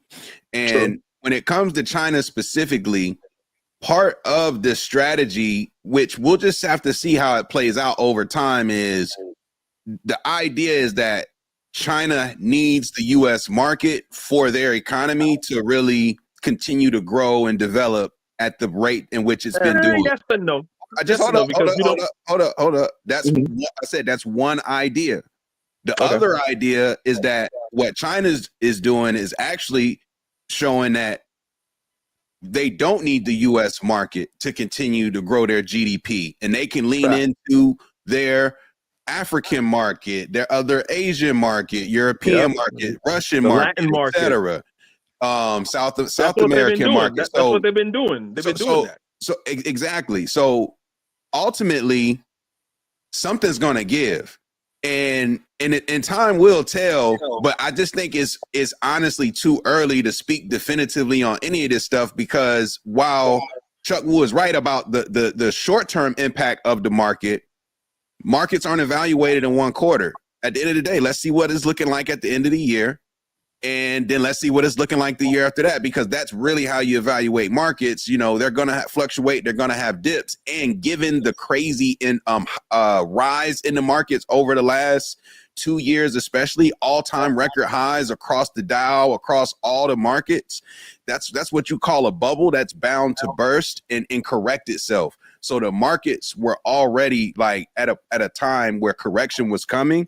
So like let's see with some time if this really tanks people's stuff long term, because if it does, I agree, like Republicans are gonna be toast. They kill niggas' retirement, they take away the Medicaid, they take away the food stamps. Now everything's high. Like, yeah, it's not gonna look good. It's gonna look like the 80s again. But I disagree. The reason why I disagree with your hopeful outlook is because let's think about the reason why. What makes you think I have a hopeful outlook? What makes you think I have a hopeful outlook? Because you're saying let's see. If that's not hopeful, that's not hopeful. That's saying two things are bound to happen. One is like time will tell which one. I'm not hoping one or the other. I'm saying I don't think nobody really knows definitively how it's going to play out. I'm not hoping for one or the other. I'm going to go back on what Q said. He said at this trajectory, if it keeps going this trajectory, it's going to be a mess. And the reason why we got to go right back why Donald Trump is doing tariffs. Donald Trump saying, hey, look, I don't like all the things being manufactured outside of America. He don't know how the fuck a tariff works, but let's go in his crazy MAGA world. He said, if I do a tariff, it's gonna be a tax on the company that's importing this stuff here. Now, even if that is true, right? You don't have an alternative. There's certain things that America just does not manufacture, either because it's too expensive, right? Or we don't have the particular materials or the goods. So even if you want to do that, you will have to build a plant or a factory. That takes about a decade. It takes like 5-6 years to build a plant. That's bringing manufacturing back. That's a completely different argument, which I do agree. That's the whole reason. Yes, but that's the whole reason why Trump is doing the tariffs, because I want to bring. I don't agree. I don't agree that that's the whole reason, and I don't agree that is a realistic outcome. I know that's what they're saying, but we, like you just said, it takes time to build factories. It takes all those jobs are going to be taken over by robots in the short term anyway. Exactly. Like I don't hang the hat of this theory on manufacturing come back to the United States. Notice I didn't even bring that up as it relates to the tariffs at all. So this though, Trump's first term, I saw a lot of gains in the stock market, in my retirement accounts, in all the stock value. So that's the reason why people have confidence in him, because a lot of people made money when he was in his first term. So we're looking for him to reproduce that in the second term. I just haven't seen it yet. Yeah, I agree. Let me ask you a question. Wait, how did you make half of the first year? Got 4 years. Wait, you personally made money, Chuck Way? Because I always hear this. I made money under Trump, and every time I try to understand how did you personally make money under Trump, I never really get a real answer. Go ahead. The value of my retirement accounts and my stock portfolio increased. The value of okay. So basically, because he gave the upper 2%, but it increased under Biden too, right, Chuck? Like the market under Biden had a good run too. Would you agree there? Yeah, my house value increased under Biden too, but I feel like prices increased under Biden. The gas prices kind of started to go up, and things like that. But a lot of that's just the reflection of COVID, pretty much, or the reverberation of COVID. But Biden does deserve some blame for that. Yeah, even the housing prices is not Trump or Biden. Like, but hopefully, I just hope all the homies got their houses before 2019. The Knicks is sick tonight, boy. Yeah, they hurt. CNG 215. Talk to us, brother. Yeah, I just wanted to go back to the whole when you guys were talking about earlier. Is this Kofi B? This nigga sound just like Kofi, bro. I swear, Kofi, you playing games? Nah, I'm over here, man. I'm over here. All right, yo, this nigga sound just like. Am I tripping? Or am I tripping? Yo, hey, pause is the vocal tone. I got what you're saying. Yeah. All right. My bad. No, talk to us. Yeah, no. I wanted to go back to what you guys were talking about. Do the Democrats can they bring it back? I don't think they can, man. I've been saying this for a while. People keep telling me, no, that's not how it is. But you gotta look at the data. The data is right there. You gotta look at the numbers, man. It's been consistent like that for a while. White women supported Trump. You can talk about the sisterhood and all this stuff, but when it came down, when the rubber meets the road, white women supported Trump, man. It is. I don't know why we keep ignoring it. I think that's true, but Trump ain't running no more. Yeah. No. That's not what I mean. I think we all agree that Trump is his own monster. When it comes down to like he bring people out to vote. My argument is that the Republican has to find somebody to replace Trump, and there's no heir apparent that's going to be as charismatic, that's going to bring people out to the booth. And what they're going to have to rely on is in my opinion, these next 2 years, so that they can make sure that they keep their keep majority inside the House and Senate to continue passing what they need for the next 2 years after that.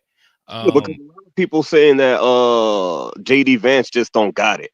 That he just don't. Like, there's no heir apparent to Trump, and I think that if there's no heir apparent to him, they risk voter apathy. Like everybody gets riled up when Trump running. Yeah, like, he bring out all the folks. That is a factor that has to be. I'm trying to think. Who was it that ran? It's even worse for the Dems. I think the apathy is even worse for the Dems. Like I think about like the last time a a Republican candidate ran. What was it? Mitt Romney. Like niggas wasn't turned for Mitt Romney. They weren't. Like,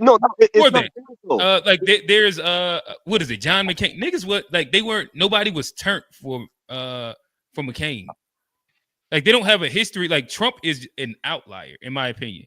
For like how he's been able to actually like almost revitalize the Republican Party, actually get a younger demographic to the Republican Party. Like he's like I said, he just kind of into politics because of him.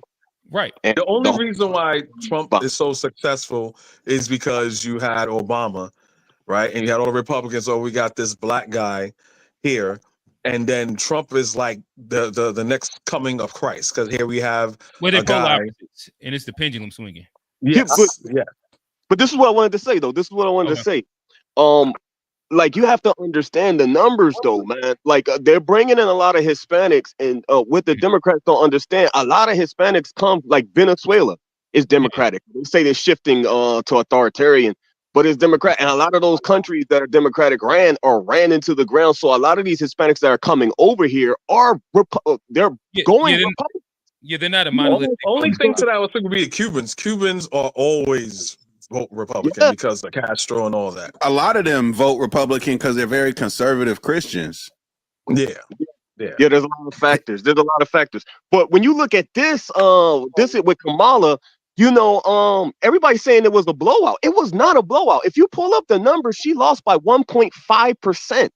She didn't lose. She didn't win. She didn't win. She wasn't blown out. She lost strategically due to the states that she couldn't flip. Yeah, exactly.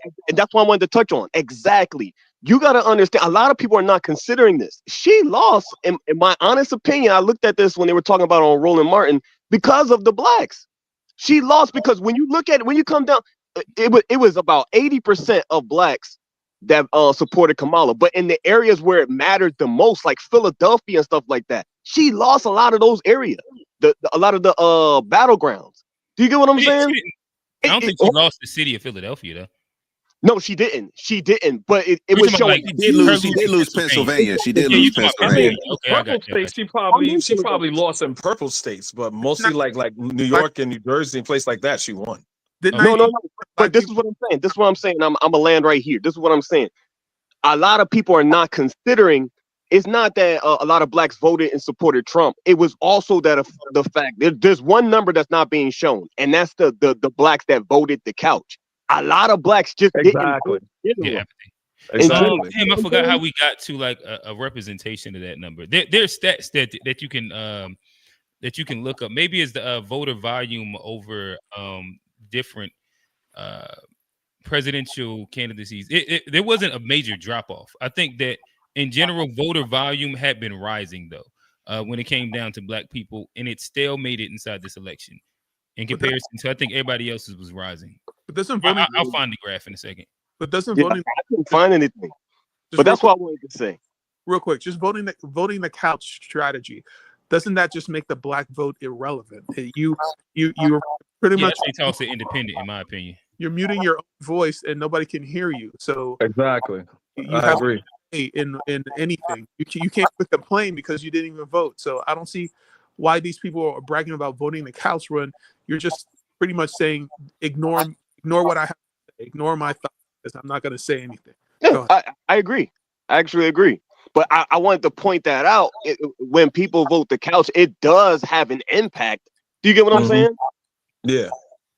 And that's not what I don't think people are considering that. Yes, most Latinos support a Republican. Most whites support a Republican. Blacks didn't.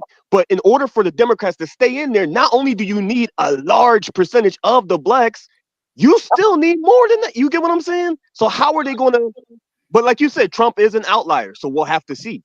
Yeah. But black people don't black people don't make or break elections though. Even if you had all black people in America vote one way, it's still a majority of white people. Yeah, you know I think that you hit it closer when you first started off. I think that the real swing vote in America is them white women.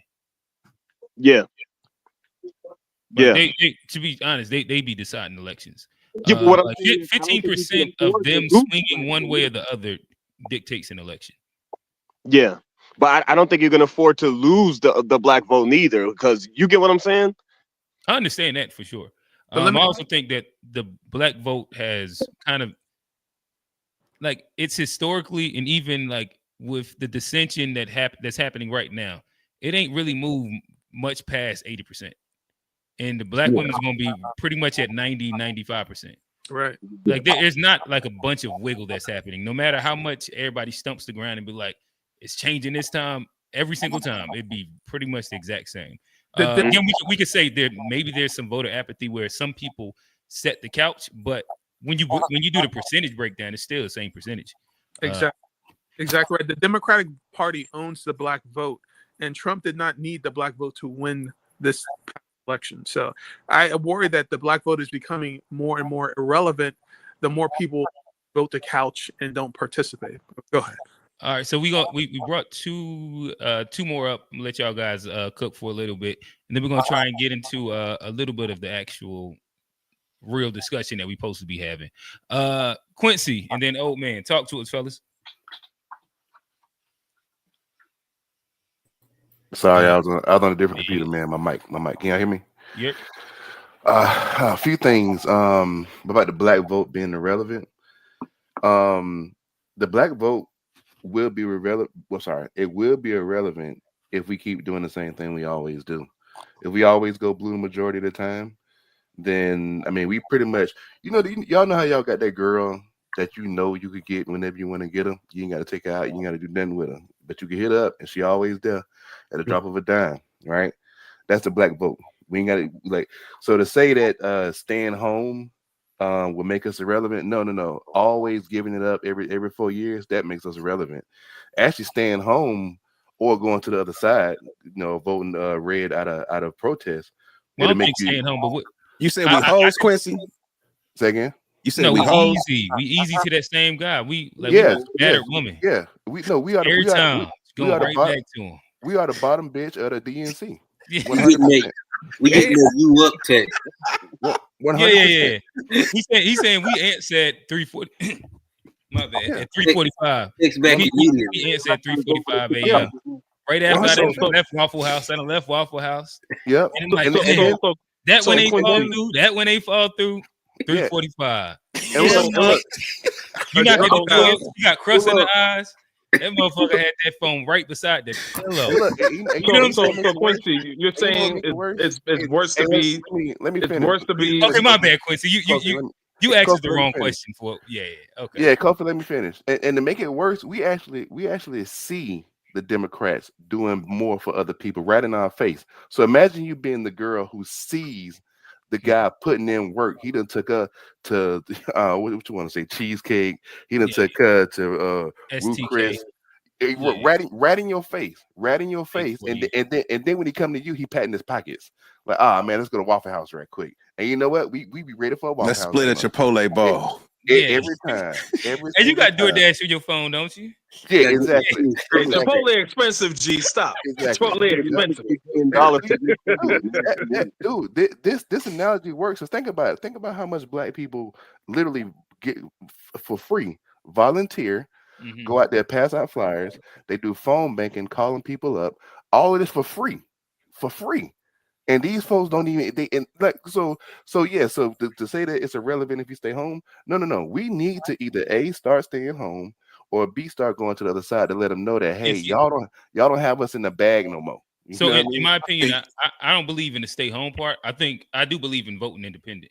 You know what I will third say? party. You know, Because I think that having the vote representation and the number does matter. In Georgia, one of the worst states that show how black people really is the bottom bitch with the Stacey Abrams push and all the stuff they was doing in Georgia. Like, it's kind of nasty work. So Quincy, so is it worse? Kofi, man, let me cook for a second. I thought you were finished. You didn't. You let Q go, but go ahead. Yeah, well, he the host, so there you go. So I just thought you were done. That's all. All right. So what were we saying about the stay home? You know, honestly, when I say stay home, I honestly mean just skip top ballot. I mean, like, still go vote locally. But if you want to like go to show that, hey, I showed up to vote, but I skipped the top ballot, and you did everything locally down ballot, then I'm 100% for that. I'm not with you're right. I'm not with staying home and not voting at all for your local stuff. Are you with third party? We spoke about it, man. At this point, I'm a protest vote. I voted Trump last time really out of protest. I want the Democrats to crash and burn because they're not going to learn their lesson. The guy said earlier that, hey, they didn't get washed. They only lost by whatever. Dude, that's the last message the Democrats need to hear. Because you know what that translates to for them? That translates to, hey, we sat here and okie doke everybody with Joe Biden, installed Kamala when nobody voted for her, installed Kamala, and we almost made it happen. So you know what? We don't need to change anything because all we got to do is just get the lie started earlier. We don't need to change anything as a party. We don't need to start delivering everything that they supposed to be delivering as a progressive party. No, all they hear is that we almost made it happen. And I get what you're saying, you know, because I think there's a real disconnect between them voters and the DNC party and what the DNC party truly represents.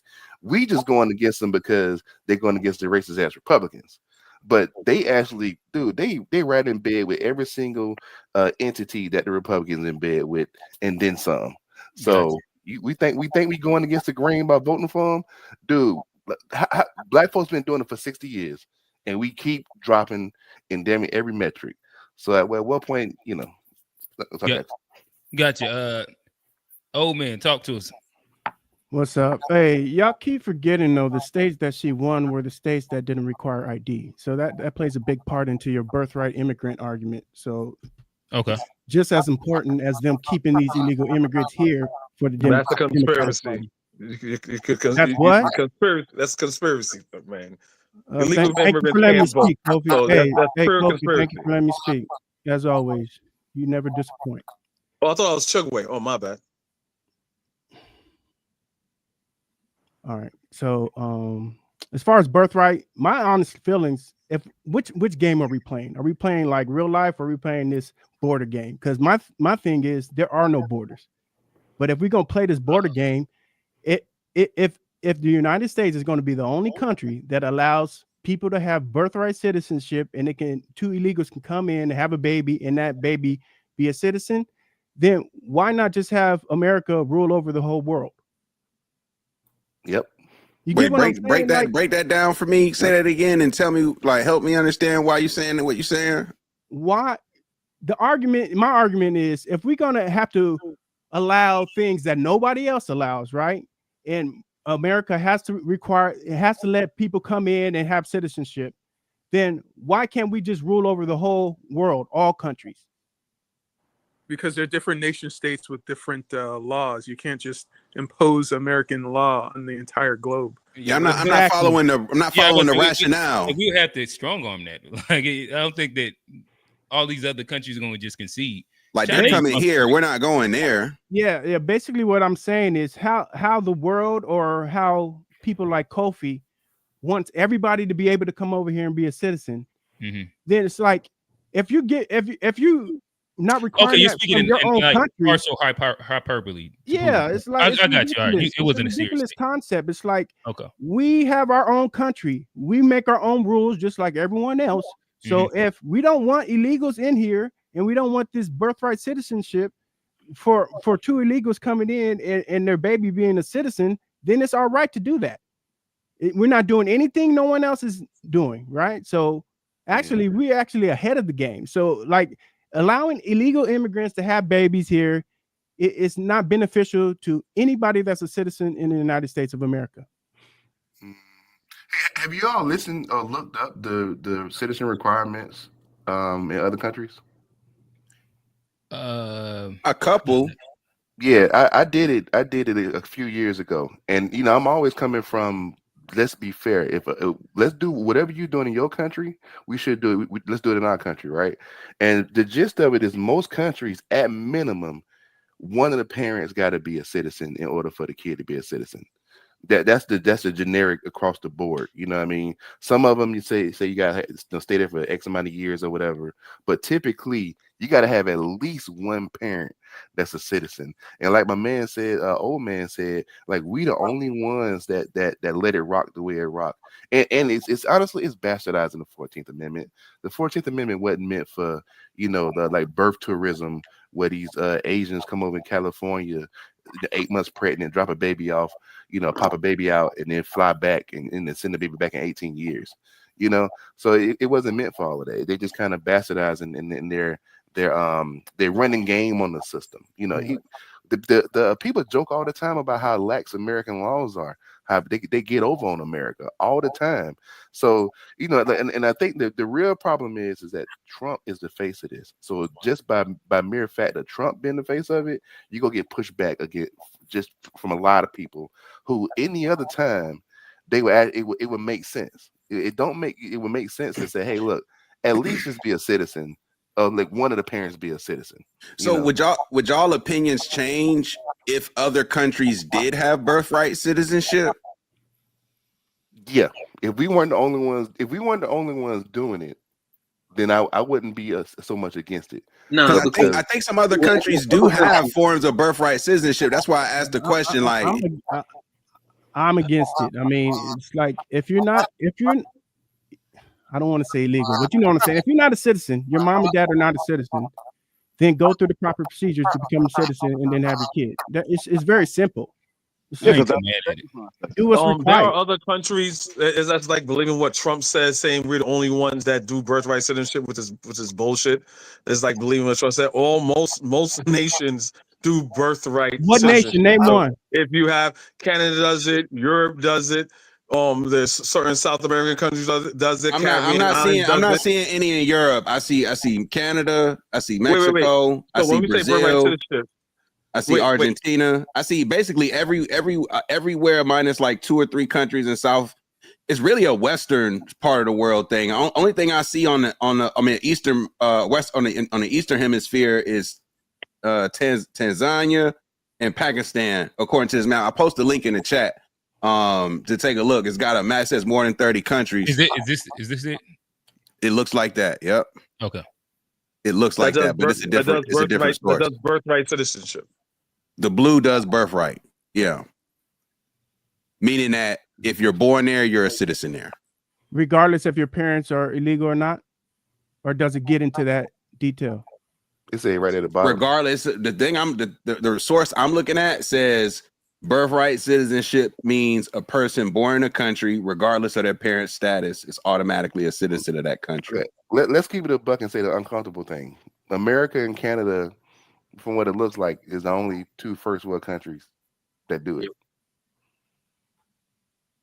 Which makes sense. So what winds up happening is, but they flood to us. They're not flooding to all of these other countries in the blue.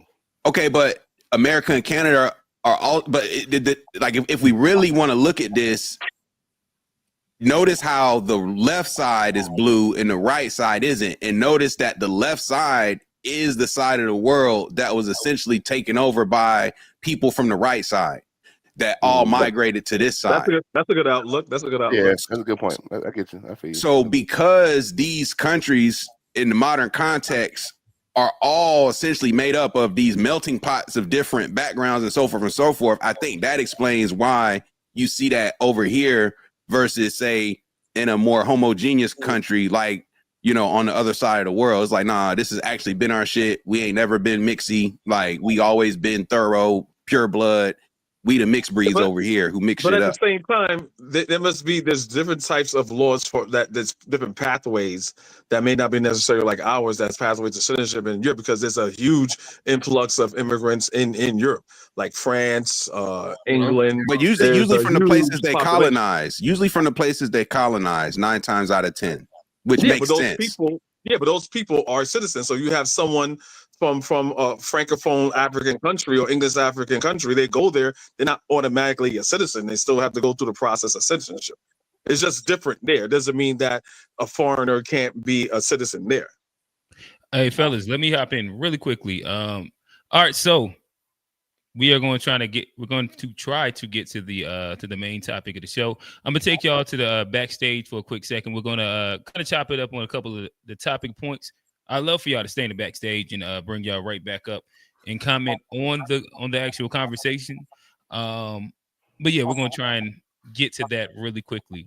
I'm gonna start off with this meme as we kind of transition through.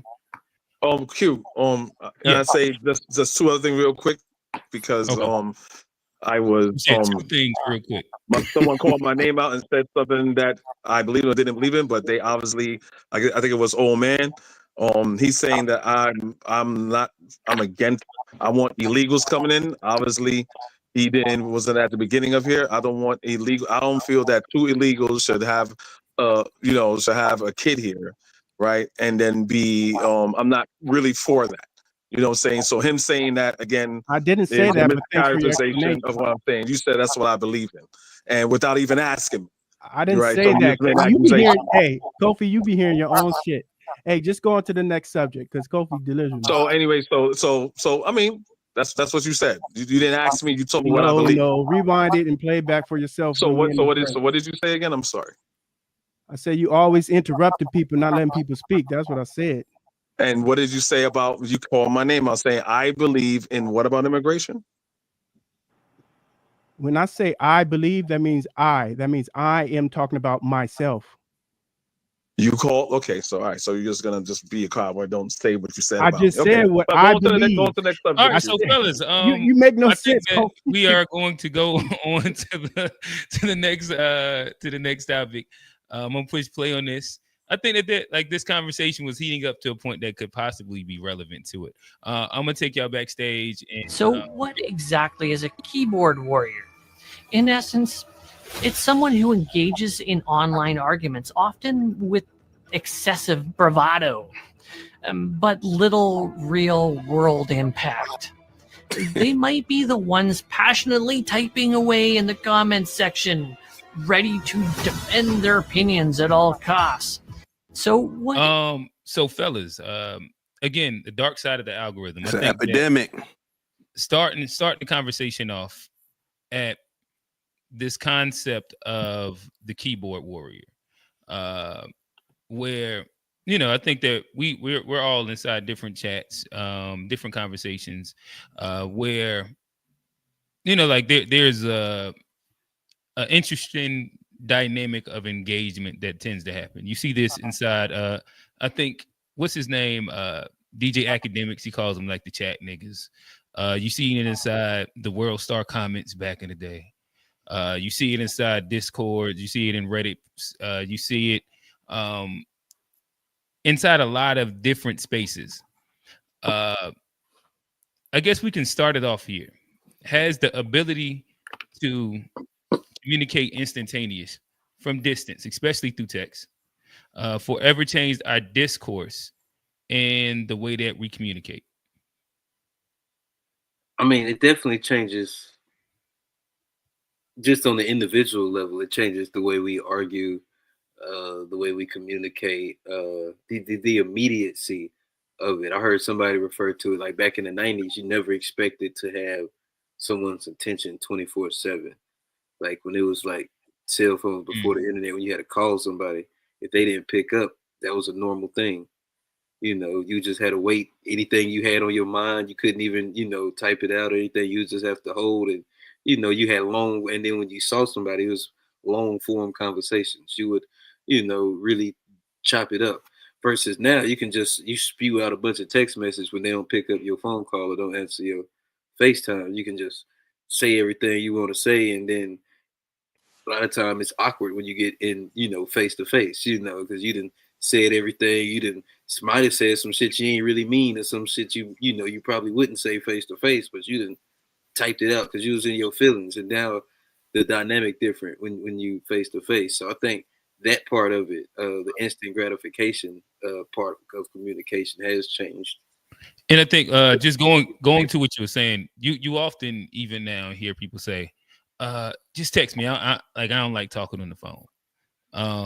I can express my feelings better through text.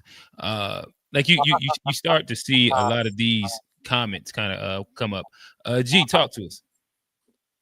Yeah, man. Like like I don't know if it's the text. I think it's more the element of like it's the text, but it's the access to like it's one thing when you texting people, because like in high school, for example, there was AOL Instant Messenger, MySpace messages, MySpace. There was other little but you was gonna see that person the next day at school, right? And we're about to build to that. Yeah, so I think that to me, that missing element of having to actually cross paths with the people you're communicating with is what's causing the spiciness. Because and I guess I'll ask this question then, because that's where you're going. Having strong expressive opinions but no real world application, in essence, like not having proximity to that person, you're never going to have to run across them. Does that lead to less realistic, more explosive conversations? Less, I said realistic, more disingenuous, less genuine conversations? 100%. Always, yeah, because you get to, that's another thing they talk about as far as like when you texting with people. My light that went out. Hold up. When you texting with people, you gonna do everything. All we seen was teeth for a second. Yeah. God, Johnny. Hey, if it was white, that'd be racist. If it was white, that'd be racist. Oh boy, teeth in a white top hat.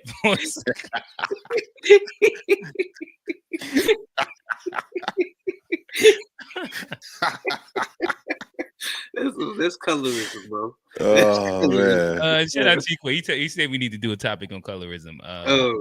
But nah, I think people like because everybody just hit that risky text, or you said something and you like, oh, I might not have should have said that. So like, even the text message still give you something to be a little more risky than you would just saying it. Mm-hmm. But when you don't have to see the person, of course, you get to perpetrate it. You get to pretend you're somebody you're not, and it becomes a fantasy where if I can just talk as tough as I want to, or if freaky as I want to or whatever. It's a lot of different avenues it could go down. But like, if you ain't necessarily, you a wild keyboard warrior. Yeah, Oh, Johnny shit. boy. You gonna do everything in the messages. Yeah. Johnny in all the chats. Johnny talking about what you putting the whipped cream on the toes, Johnny? Oh, And you had to stand on it. Then you had to stand on it, Johnny. That Nigga had to pull out the whipped cream and hot sauce for her toes. That was crazy. But a lot of times when he just texts and you can say all of that, it sound good. It be coming. Or you off can really drag like you like that. You said what? Yeah. I said, or you can really drag like you like that. Yeah. Yeah, you can troll. Like a lot of times the trolling, you can talk that talk. So it's a lot of different, ways when you actually ain't really gotta see some. Even in like, in business world, people talk spicy over email. Okay. And all right. So I guess going to another part of it. So in essence, we'll hit a couple different parts, and I'll kind of lay them out really quickly. We'll try and get through these in maybe next 15 minutes and bring some more of the guys back up. But again, as part of the umbrella of the keyboard warrior, there's a spot where you have the courage of anonymity, being anonymous. A lot of times it's just a picture, or sometimes it's a blank face, or like just the blank little whatchamacallit that you can hide behind and get your shit off. The impact of having a personally curated reality, which would be the echo chambers, which is the algorithm pushing people to be more extreme. And then also we'll talk through just the idea of, does all of this lead to having dishonest conversations and make people more susceptible to misinformation? But let's start off with this anonymity courage. Is there value in having discourse with anonymous voices, or does it typically lead to disingenuous conversations? No, I think there's a way to do it. Like, I mean, and I don't know if you have to have anonymity, because that can get a little sketchy if you're having like real genuine. It's hard to have a genuine conversation with a truly anonymous, person. But like, if you're having a real discourse over like a long form with people, even if it's not somebody you'll still build a genuine connection to where you can kind of tell, the type of cloth a person, cut from, if it's true. And then, like you say, you never know, but if it's a lot of time, you can feel a genuine connection with somebody online, as long as it's, in good faith for the most part. And respect. I think respect goes a long way in these conversations. Now, once it gets disrespectful, I think, you kind of be like, wait a minute, who is this, or what are they really on? But if it's a respectful conversation, I think you can have productive and fruitful conversations to where you can really see different perspectives. And you don't necessarily have to, I don't think knowing the person or them being a stranger, affects, the productivity of the conversation. Do you think that it leads to more trolling and explosive language? Depends on who it is. Yes. I don't think it has typically to. Speaking, not that it has to, but typically speaking, is that like a gateway to, like, 9 times out of 10? Like I heard somebody say this, and then I was like, oh damn, I guess this is just a thing, right? It was like we were just talking about like the Discord, and it was like, oh yeah, Discourse always get like that, and I'm like, this is like the chat room goon thing. Where, it happened. Well, it just like, this just seems to be a thing that kind of how people kind of treat the space of anonymity, or discourse that they don't have to be accountable for. G, talk to us. Yeah, I think I agree with that sentiment, right? Like, it's I don't know, man. It's something about, like I said, the fact you don't have to cross paths with people. Like the reality, you ever seen like that meme or that video of like 2 dogs going crazy at each other through a fence? The gate. Then the fence slowly opens, and then as it gets open all the way, all of a sudden it's just cool and calm. Niggas be chilling. Yeah, and I feel like that's similar to the chat. It's like niggas know it's a gate up, so I'm gonna go crazy. And as soon as there's no gate, it's like I'm a completely different animal. And I think that's the unfortunate part about chat online is that people wear too many different costumes. They present themselves one way at work. They present themselves one way in their relationship. They present themselves another way when they hang with their friends. And then they present themselves a whole other way when they get online and start doing other stuff. It's like everybody got these different faces and whatever different masks that they put on versus just like having a true identity. And I think that identity crisis is ultimately why these niggas is online going crazy, because they don't really have no true like self-esteem, no real true self-belief. And they go online and like use that as a springboard to just unleash all their frustrations. And I think another thing you said about identity crisis, as far as like we're in the generation, like, and I ain't gonna speak for all the kids, because I know a lot of kids that do go outside and they touch grass, but we are in the technology generation where like there's a lonely epidemic. People don't have as many friends as they used to, just staying online, and the friends are the online now. That's a great point. That's their best friends. They best friends be the niggas they talk to online or on the game. On the game, yeah. And a lot of times that create that like Black Mirror niggas, man. It becomes your identity. Like you don't know what you believe in, but you get in like on the internet, and that algorithm starts feeding you, certain things and things you might not have even known you were into, and that the algorithm, like we're about to get into, it becomes your identity and it feeds your identity, and then you find these niches and you find other people, oh, you're like me, oh, and these niche communities build. Hey Johnny, what's something that you found online that you didn't know that you was into? All right.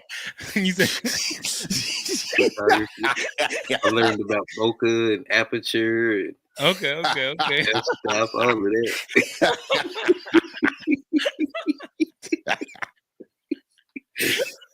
All right, speaking of algorithms, why the algorithm doesn't feed us the things that are going to make us happier, as opposed to the things that they know are probably going to agitate us, to the extent that the algorithm can discern which is which for any individual. Because anger appears to be much. They used to say about the Howard Stern show, people that like Howard listen for an hour and 20 minutes. People who hate him listen for an hour and 40 minutes. So, and that probably applies. Right. Anger is a very powerful emotion. So if they can stimulate you that way and they find out, boy, that works, they're going to keep hitting that counterprod to stimulate you that way, correct? We appear to be a little pre-programmed, like our minds, to respond in that way.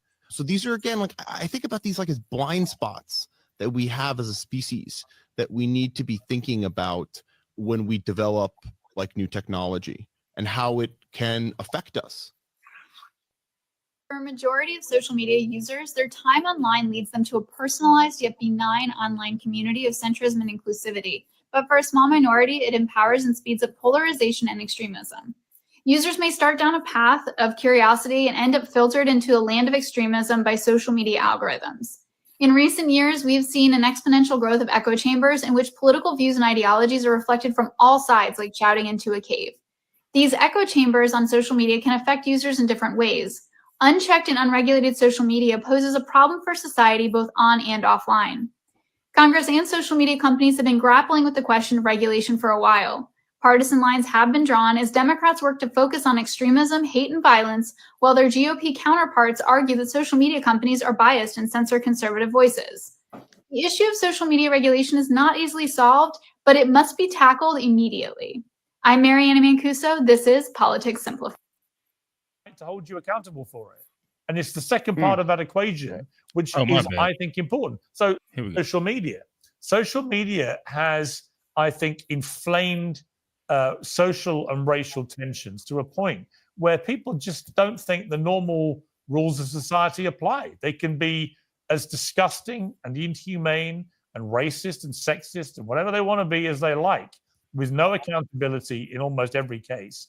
And we've become almost neutralized to that kind of thing. And part of the problem is that when people like you and me, and Mark, I'm sure, launch staunch defenses of the right to free speech, The wrong ears take it as the right to be openly racist and all these other things. With fellas, general reactions, and then we'll get into some questions. Hey man, Pierce been having some more on point takes recently.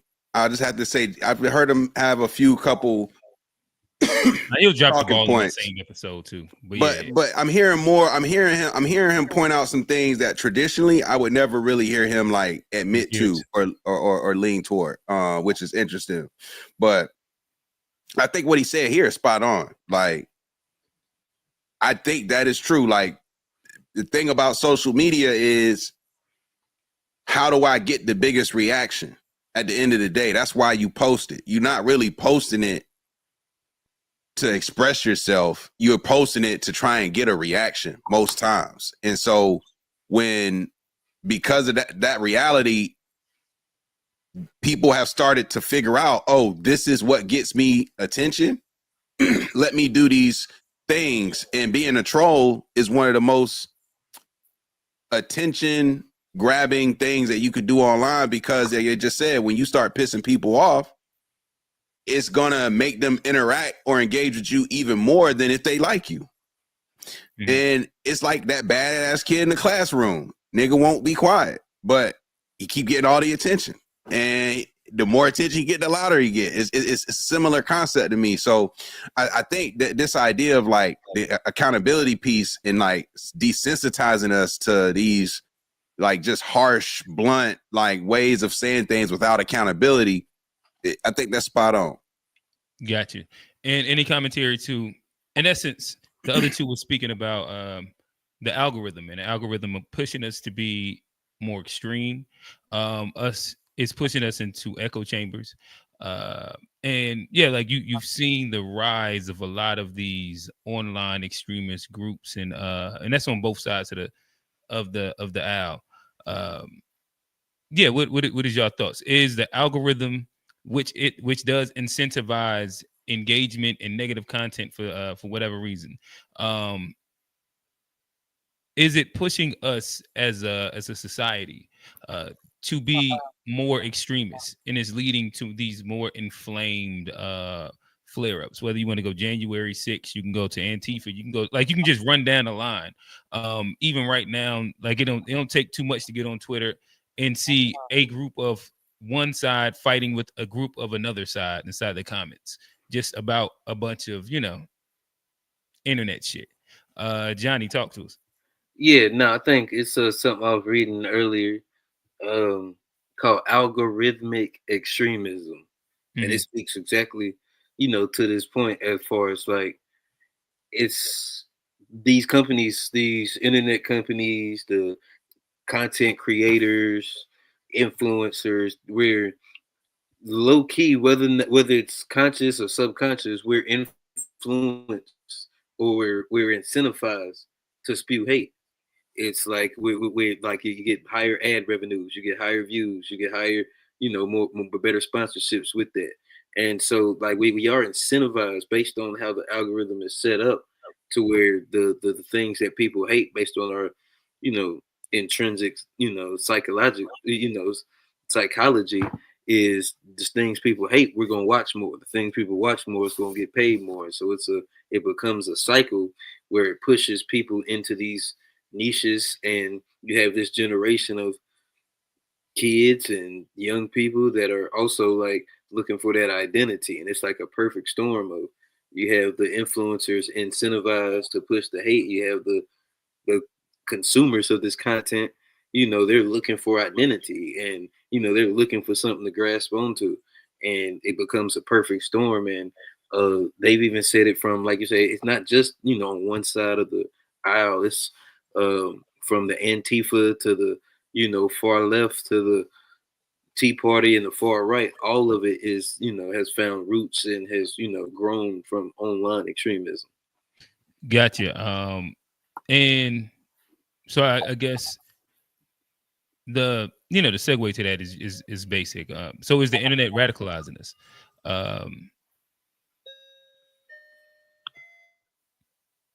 Say what? Is the internet radicalizing us as people? Oh, yeah, absolutely. I don't think there's any. Yeah, I mean, it's done a lot of good for us too, but as part of one of the cons is it has allowed, and there's been a blind spot for this radicalization, and it makes it easier for like person like a January 6th, how that kind of just spun up out of nowhere. The internet allows for the quick mobilization of this radicalization. And I guess G, who would you say are the people that are most susceptible to this? Can't hear you. Young males, for sure. I would say young people in general, young females, young women are susceptible in a different way. I'm seeing a lot of 30-year-old men, they be susceptible as hell. But go ahead. Yeah, you're right. But the like, so from a young lady perspective, the images that they see, this is like documented with studies in terms of impact of Instagram on young ladies' self-esteem, self-harm, body issues. Which way would you say that the internet is radicalizing? Because I would almost think that the radicalization in the extremists is more of a male thing almost. I think I don't really know of like a high amount of like women-based extremist groups. So I would view to me, by definition of what you're saying, I'm not saying I disagree, but I'm saying they have an extreme version too. It just doesn't manifest in the same way. Yeah, I agree. If you're saying like it impacts them inside a different way. So like a lot of it ends up being like what like you were saying, like self-esteem based things. It could be influenced to the way they dress or something like that. But it doesn't necessarily in the way that they think they can make money ultimately too. Like that's like everybody. Like I said, I said it's young people in general, but I think for women especially, I think what social media has done, and this is not to say I'm against sex workers. I've seen a working model where you can have legal prostitution, and I think it can work where you 1099 yourself and pay taxes, right, as an enterprise. So I'm not suggesting that sex work is inherently negative. And they should have a manager too, right? If they want, if they want, join a firm, pay a commission, whatever, barbers pay booth rent, you know what I'm saying? So whatever you need. But nice little manager. If it's cold outside, he might wear a fur or something like that. You got to pay for services. And so protection too. I'm all about that. If that's what people choose to do, not about forced sex work, of course, but if that's what you choose to do. But that said, I don't think that we should necessarily be encouraging people to like embrace that as a profession necessarily. And I feel like social media does kind of encourage young women to embrace that maybe a little more than what they should. In my opinion, I might be conservative there. And then for the young men especially, not just with the extremist talk, but like the gambling and everything too. It's like it's a nasty mix of what you could do on your phone when you look at the chats, the pornography, and the gambling. Like you got a young nigga who not getting no pussy neither. He tight. Just fucked off endorphins. Every single one of them is. Yeah, all of them is just endorphin highs. Quick little spikes. Bink, bink, bink, bink. When you just scrolling, then you got a little porn over here, then you got your little gambling. What did they call them? The prize picks? The parlay. The parlays, the prize picks. You get a 3-leg parlay and then watch you some Ruby Rose or something like that. That's good night. The parlay goes straight to OnlyFans. Is wow. It is crazy. Okay. All right. Let me see where we at with this. Okay. We'll try and hit this last one before we start bringing back up some of the guys. So dishonest, bad faith conversations and misinformation. Let's start here. Are we becoming lazier with vetting information and how we get our information? 100%. We're the headline generation. How many of us have been like deceived just because we don't want to read the whole article and think about how many headlines? And I have too fallen victim to quoting headlines and speaking in headlines and not having like, actually. damn. You say what? Then you be like, damn, they got me. Got me. They got me. They got me. I did not know all of that information. A nigga called your bluff and be like, damn, you got me. Yeah. So yes, we definitely but it's easy to read headlines and feel like you're informed by the way they write them. It's easy to like not even know that you're being lazy. You think, oh, I'm just being efficient. And so I will give us that benefit of a doubt that like they think there was a long time when we didn't realize what was happening. And now we're just coming to the realization that, oh, they be actually tricking us with a lot of this stuff. I gotta actually read the headline. I can't trust it. Where before I think it was just a lot of trusting going on. Yeah, G, talk to us about AI summaries. Man, you know, it's making people less intelligent. It's making them lazy. And unfortunately, like at the end of the day, AI summary inherently, like it can give you a high level of a bunch of information, but you need to make sure that where the AI is pulling the information from has been a vetted source. That's the issue with the summaries. The AI is going to scrape all these different sources. Doesn't necessarily mean that these are peer-reviewed sources, empirical data. Like it's just going to be pulling from different sources. So, you know, I just feel like at the end of the day, even with all these tools, like they're great for productivity, great for efficiency, can really help people take their stuff to the next level.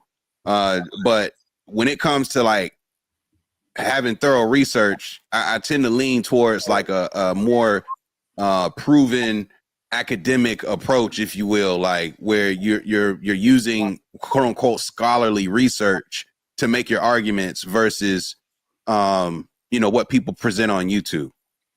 Gotcha. I just like consistency. Where I will say, I think it's interesting when you can have a source and the source is valid only when it agrees with what I'm asking. Like, for example, like if I was the AI summary, something that goes directly against like one of your core beliefs, and it's right there on the AI summary on ChatGPT, is it still a vetted source? Is this still a reliable source? Or now do we start bringing in, well, it's, you know, it's white supremacy. It's, you know, we can go by different things there. But see, that's the danger of the scary thing with AI. That's the scary thing is like the video. But like when you can just like start questioning the validity of sources based on how you feel, that's a dangerous world. That's the fake news world. The world where the truth don't really matter. It's about what people believe. If you get people to believe a lie, then that's more important than the actual truth. Hey, that's something Trump kind of like got the snowball started with the fake news. If we being real, like once Trump started talking fake news, it became like very Trump. Like, unfortunately, it's almost like a page out of, and this isn't me like saying, oh, he is, you know, hell that guy. But this is a page out of their playbook, the big lie. If you say the big lie long enough, people just start believing it. And like he'll double down on some shit that's not even true, and he know it ain't true. And he'll just keep saying it. He really had some people thinking he was going to end that war day one. Like, because he said it over and over. He had people like, you can run down the thing that he'll speak over and over about doing, and then when it don't happen, be like, y'all niggas know I was just shitting you. He didn't even text Zelensky back on day one. He didn't even look over the book. Right. All right. So keeping on the conversation of, and we're about to start bringing y'all back up.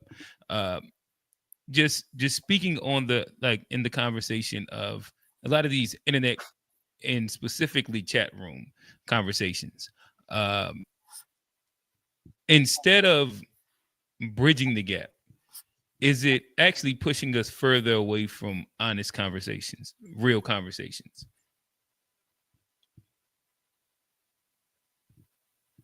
You talking about just the internet, like the nature of like these these conversations. And again, like this is speaking like the keyboard warriors. the nature of these are these conversations bridging the gap? Are people seeking nuanced conversations within these spaces, or is this a space where people just be trying to get their shit off and they just want to yell what their allegiance is, and that's it? Yeah, in my opinion, I think the average person is on there to be right. Mm-hmm. They're not seeking understanding. They're not seeking they're not really seeking any kind of open. They're really up here to have an argument about who's right or wrong, and they want to make sure that they're right. And if it, or conversely, they want to just get up here to tell you that you're wrong. That's typically what it is. You're either I'm either right or you're wrong. Nothing in between really matters. Right. Yeah, I think two things could be true at once. I think there is a segment like that's prone to be, that's closed-minded, that's prone to be, that's susceptible to, getting in this disingenuous conversation, getting in niches, getting in the echo chambers.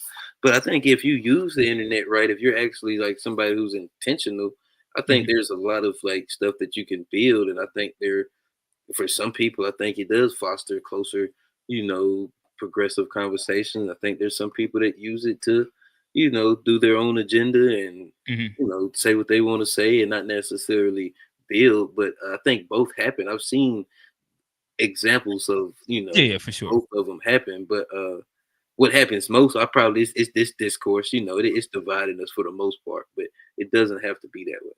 Yeah. To answer TBIs, like that wouldn't be my take. Again, I'm just for consistency of sources. That's what I would say. And I know that if Google works for one answer, then let's make sure it works for all, and not selective usage of what sources does apply. I'm cool with either, whatever. Like again, I'm a principle man. So like whatever we set the principle of when we're having a conversation, we could just keep it at that, but not selectively moving the goalposts when it's beneficial for our argument. And when it comes to using scholarly articles verbatim, like I don't think that's what I'm trying to suggest either. What I'm simply saying is don't just rely on reading a summary. Check the source of the summary and speak to where the actual source of the information versus just screenshotting what ChatGPT summarized. Like, what about your thoughts on the data versus ChatGPT? Like that's kind of the other funny thing about chat warriors is if you ask for clarity, they always want to post somebody else's explanation. Like, why can't people speak for themselves with their own thoughts and reflections and ideas? And that's something that's like, even growing up, like, from having to do like works cited pages and being in AP and IB classes, like one of the big things was like not necessarily answering, like taking tests and knowing, like being able to regurgitate information, but it was like coming up with your own thoughts on information. And the biggest thing with works cited pages, annotated bibliographies, you could say whatever you wanted to on something, but if you could reference it, and you had to know how to do the footnotes. And I remember like different sources, you had to cite them differently. And I remember like having a worksheet of like how to cite different sources. But that's so important now in today's age when you have fake news, you have just like headlines, and you have so much garbage out there. You have to be able to sort through the information and know what's actually good information, what's actually bad information. A lot of these algorithms, you hear something with like, our CRM, they say trash in, trash out. If you just intaking a bunch of trash, then when you get online and you start to have these conversations, a lot of the things you're gonna regurgitate and the talking points are just gonna be trash. So I think that's an important thing is when we're doing this, don't like the lazy, you have to look at the sources. It's so important in today's world on the internet. Gotcha. All right. So fellas, we'll go like this. We'll go Quincy Old Man, Unc, and then CNG215. Just kind of in order of appearance on here. I'm gonna put like a good 2 to 3 minutes. So I'll matter of fact, I'll pull up the timer, but I'll put 3 minutes on the clock. Everybody kind of get Get your shit off. Let us know. We hit a bunch of points. So agree, disagree. The floor will be yours for those 3 minutes. Then we'll kind of move on. Then we'll go into like an open dialogue part. Quincy, floor is yours, brother.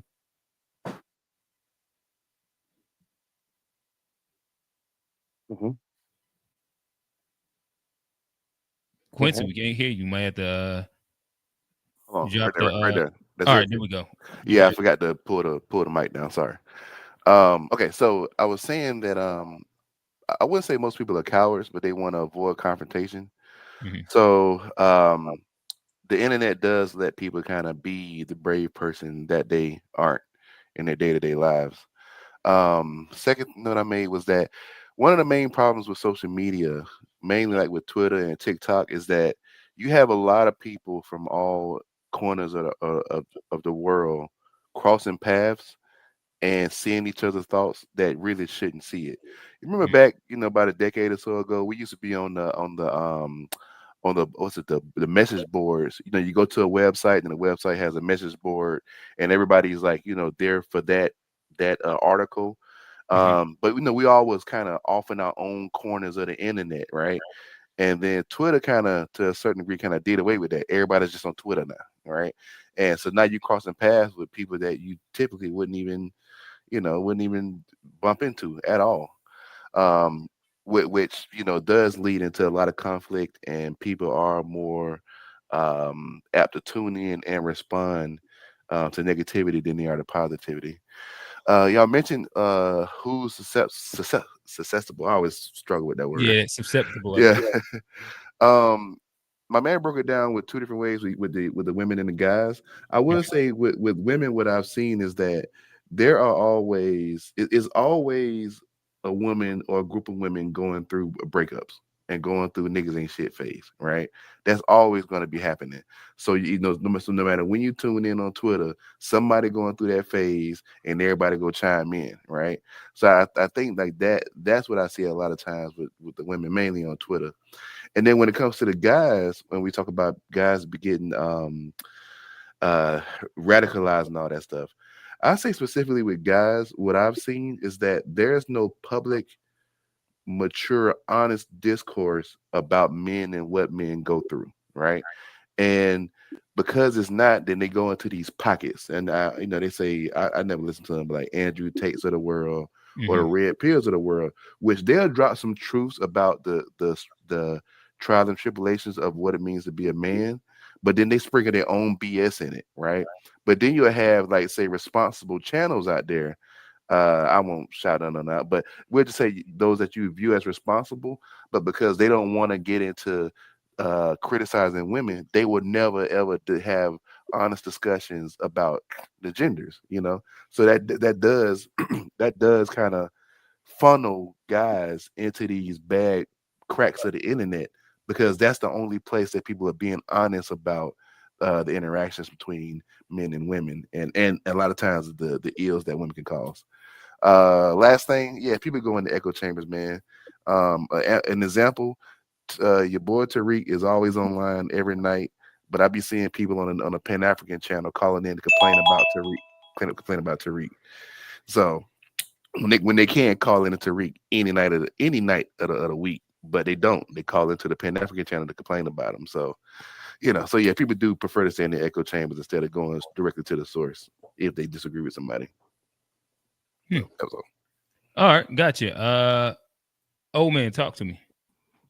It's a lot to cover. I don't know if I can remember everything y'all talked about, but my main overall idea is that all this stuff that's going on is no different than what's always going on. It's just a different way of getting your voice heard. So it's always been town halls where people would just scream at each other about different topics, not really listening to people. And the chat is actually built that way, where you could be making a statement, but it encourages you to talk about what you're saying before you even finish your statement. So, I mean, a couple of times I've listened to channels where I'm like, oh, they said this, and I'm responding to them.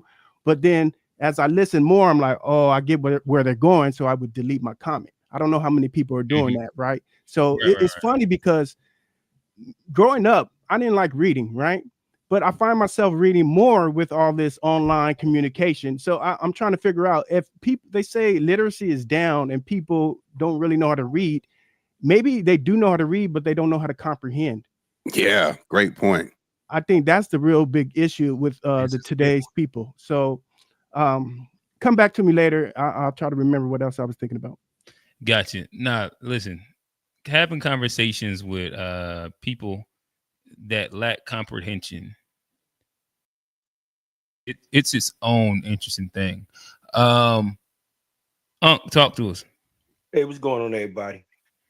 Look, I look at far as in like the internet and things like that, and far as in social media, it's a good and bad thing because I take it to where it can be an outlet for someone that's kind of like an introvert or a person that they don't have friends and things like this, and at least they are able to communicate with people and meet new people with things like that because it's an outlet for them to be able to go and and enjoy themselves. But it's not always bad things with it, but it is a lot of bad things because you have keyboard warriors that would say this, do this or that, whatever, and want to talk trash to people, and knowingly that if they met that person in real life, they will cower it down.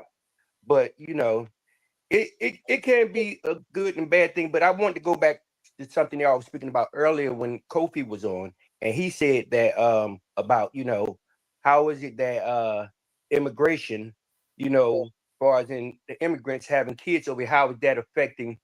Because it's simple as like this right here. If you have a family, right? You have a family and y'all have 3 children. And y'all income and everything is doing well for them 3 children. But then one day your wife come in and be like, I want to adopt 3 more.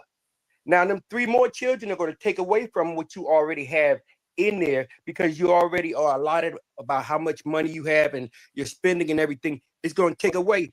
And when the immigrants come over here and have these children, they're taking away from the essence of far as in all the financial things and even schools and things or anything that comes from the children that are over here already. That's where it's taken away from us. It's taken away from us with that, and it's also taken away from the things that the government can give to these children that need it, that's already original citizens here. Because one of the first things that I see a lot of immigrants when they come here do is drop babies. They will drop babies, and as long as they're here, they're gonna drop babies every year, and every last one of those babies are a legalized citizen here in the United States. Even if they get deported back to their country, their child is still a legal citizen. Once they hit 18, they can come back here and live here and eat off our resources for the rest of their lives, just because they dropped the baby. And also, look at this right here. If they had a baby here, they don't have insurance here. We, as the citizens, have to foot for the cost of them babies being born here. That's how they're eating away from us, because they're taking away from things that are here for the natural citizens. That's my take on it. Gotcha. Yeah, I don't think that you got much disagreement inside this this group right here. Kofi got called back in to argue with you on that one. C and G, talk to us. Yeah, can you hear me? Yep. Yeah, man. 2 points. I'll touch on two. I'll comment on. I'll say the one. Yeah, definitely. Rage farming and shit is definitely a huge thing, and definitely blacks are more susceptible. Now, as a black man, I will say that could be bias, a little bit of bias, but it's what I see. It could be the algorithm, but it's what I see. For you to wake up in the morning and like, let me jump on this online, see what's going on out in the world, and you jump on there and you see I hate black people, and I'm gonna tell you why. Up next on the K-Fire 213 channel. But first, I need you to hit that notification bell, hit that like. You know what I mean? And it's like you look, and the dude is like Japanese, or I'm just making, it doesn't exist. I'm just making this up right now. But you talking about like name calling ad hominems at 8 a.m. Yeah, and the dude's like Japanese, where in Japan, there's not even a lot of black people around. You're like, what is going on? And black people tune in. The Rage Farm, they tune into that, and now you're like really a nobody. You had a gaming channel, but you switched 2 years later to like an anti-black channel, and you get all these views. You look at the Lily Gladys, how big she's on Pierce Morgan now. Is that the you negative? know, yeah, the Rage Farm. I think we definitely, because you don't see this targeted to I don't see it targeted to Indians, Sri Lankans. There's like 194 nations on it, but you see a lot of it targeted to black folks. And there was even a thing, real fast. There was even a thing where I'm talking to some black people. They even considering it, where you jump into the MAGA space as a black conservative and you getting paid. There recently was a black woman who jumped into the MAGA space talking about she hate black people. She didn't really do it. She just wanted to see what would happen. She got over like $200,000 paid off all her student loan debt. It was recently posted on Richie Undisputable. Yeah, man. So Rage Farm is a real thing. People, and you even got some black people who are, it's profitable to Rage Farm. You know, get people angry, and yeah. So that's my take on that. No, I think that is a very that's an interesting spot that I can actually use a segue a little bit. I do think that there's it's become very popular within the black sphere to rage farm, and I think that rage farming kind of manifests itself in a lot of different ways. But black division and infighting is at an all-time high, in my opinion, on the algorithm. When it comes down to like the rage farming, you can kind of find a bunch of different ways that you want to do that. That can be the MAGA black versus the liberal black. That could be let me knock this off. The conservative versus the liberal. That could be like people from different places arguing about like who's this real thing, the coon versus the whatever, the tether versus the FBA. Like it becomes like such a very huge profitable industry of sowing the infighting that, to me, just as an onlooker, I'm like, damn, like this is interesting. But I'll toss this out to the panel. So we've talked about the algorithm, the impacts of the algorithm, the chat and the internet, and how, again, it has led us to extremisms. It has led us to like volatile conversations. I'll ask this one to push the conversation forward. Internet activism. What is y'all thoughts on that? We can start there. Is there value in internet activism? It's necessary. It's the safest thing to do. Safest thing to do. Okay. I think you have to have some kind of form of it in today's, like, I don't think you can have a real movement without the internet movement to go along with it. Because you're gonna have to recruit people, you're gonna have to, get young bodies, you're gonna touch the people. And I think now that's the most efficient way to do it. So I think it is necessary for activism. You have to have the internet. Hey, one thought that I have about internet activism is sharing information that most people typically won't see. A lot of times, people are real activated when Trump's in office, right? But as soon as Blue get back in office, people kind of virtually go back to sleep. And there's still a whole lot of BS going on within the government during those times. So typically, I was during those times, I'm still sharing everything. Like, hey, look what the government doing right now. So stuff along those lines, just sharing information when people aren't paying attention, or just giving them more context of, hey, I like spoke about the headlines. Like, hey, y'all read the headlines, but let me give you like a little recap of what actually was actually going on with it. So that's the angle I usually take with internet activism. Man, this internet activism is like, like somebody said, it's the safest thing to do, which I can agree, but I think it's also like one of the least impactful things if you're talking about what actual activism is in terms of being active. It's not, to me, it's one of those things where I agree it's a necessity. It it matters, but in terms of actual impact to the outcome and the goal, I think it loses value when people get in their heads that because they're activating on the internet that they've actually put forth some material work towards that cause. Yeah, I agree. The work has to be combined with the internet activism. So like if you use people like Umar, where's his work outside of the internet? So it's like it doesn't connect. So it has to connect with your works that you do outside, whether you're holding rallies or if we always use Tariq, but at least he's producing content. He holds rallies occasionally.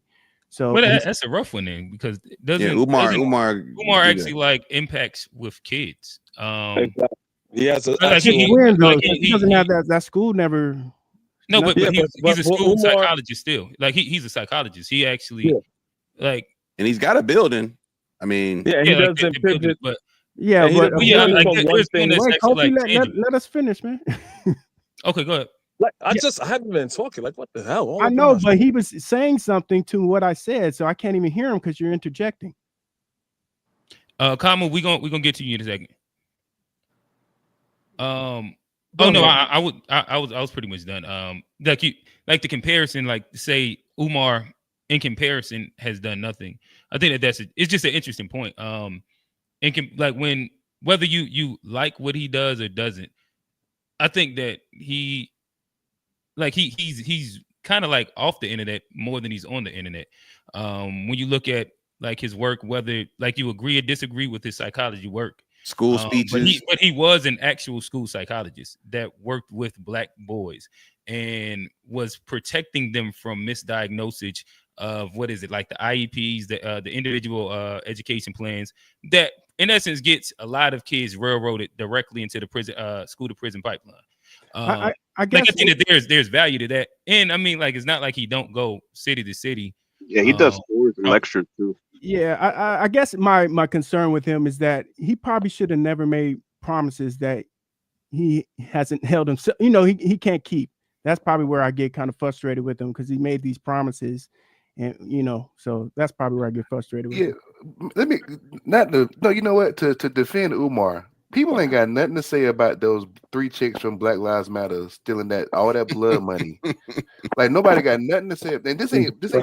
That's because they be quiet. They faded to the background. They don't be looking for spotlight no more. They have like they got their property themselves.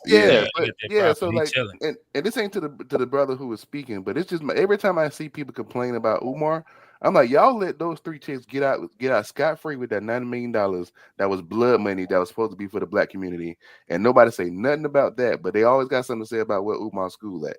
So I don't know.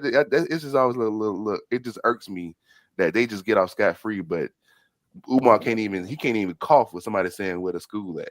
Well, I wouldn't say they get off scot-free. You just don't hear. You might not be in the panels or the discussions that people are complaining about it. Well, what's been the consequence? I think that those women should be held accountable, though. They should, but no one speaks on it. You're right. No one does speak on it, and it's wrong. Yeah, there's no content created behind it, I guess is what you're saying. But real quick though, I think that social media algorithms, they are capturing people's attention by what angers them. Like whatever makes you angry, that's what you pay more attention to.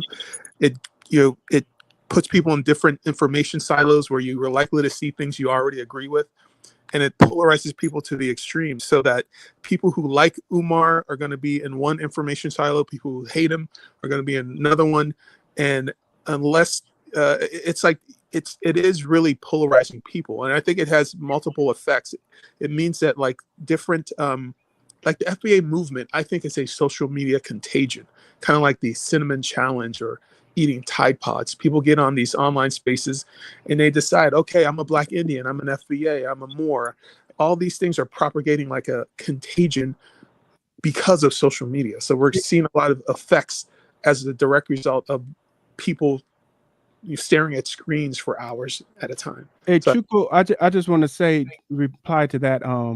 These conversations have been going on in Black community before the internet was even a thing. So it's just that you might be hearing it more, but we've always had these conversations in my household and the people I'm always around. So But I've seen people go from I'm a Black Indian to I'm a FBA to I'm a Moor in the space of a year. The same individual. So FBA includes all of those people if you understand the definition of a lineage.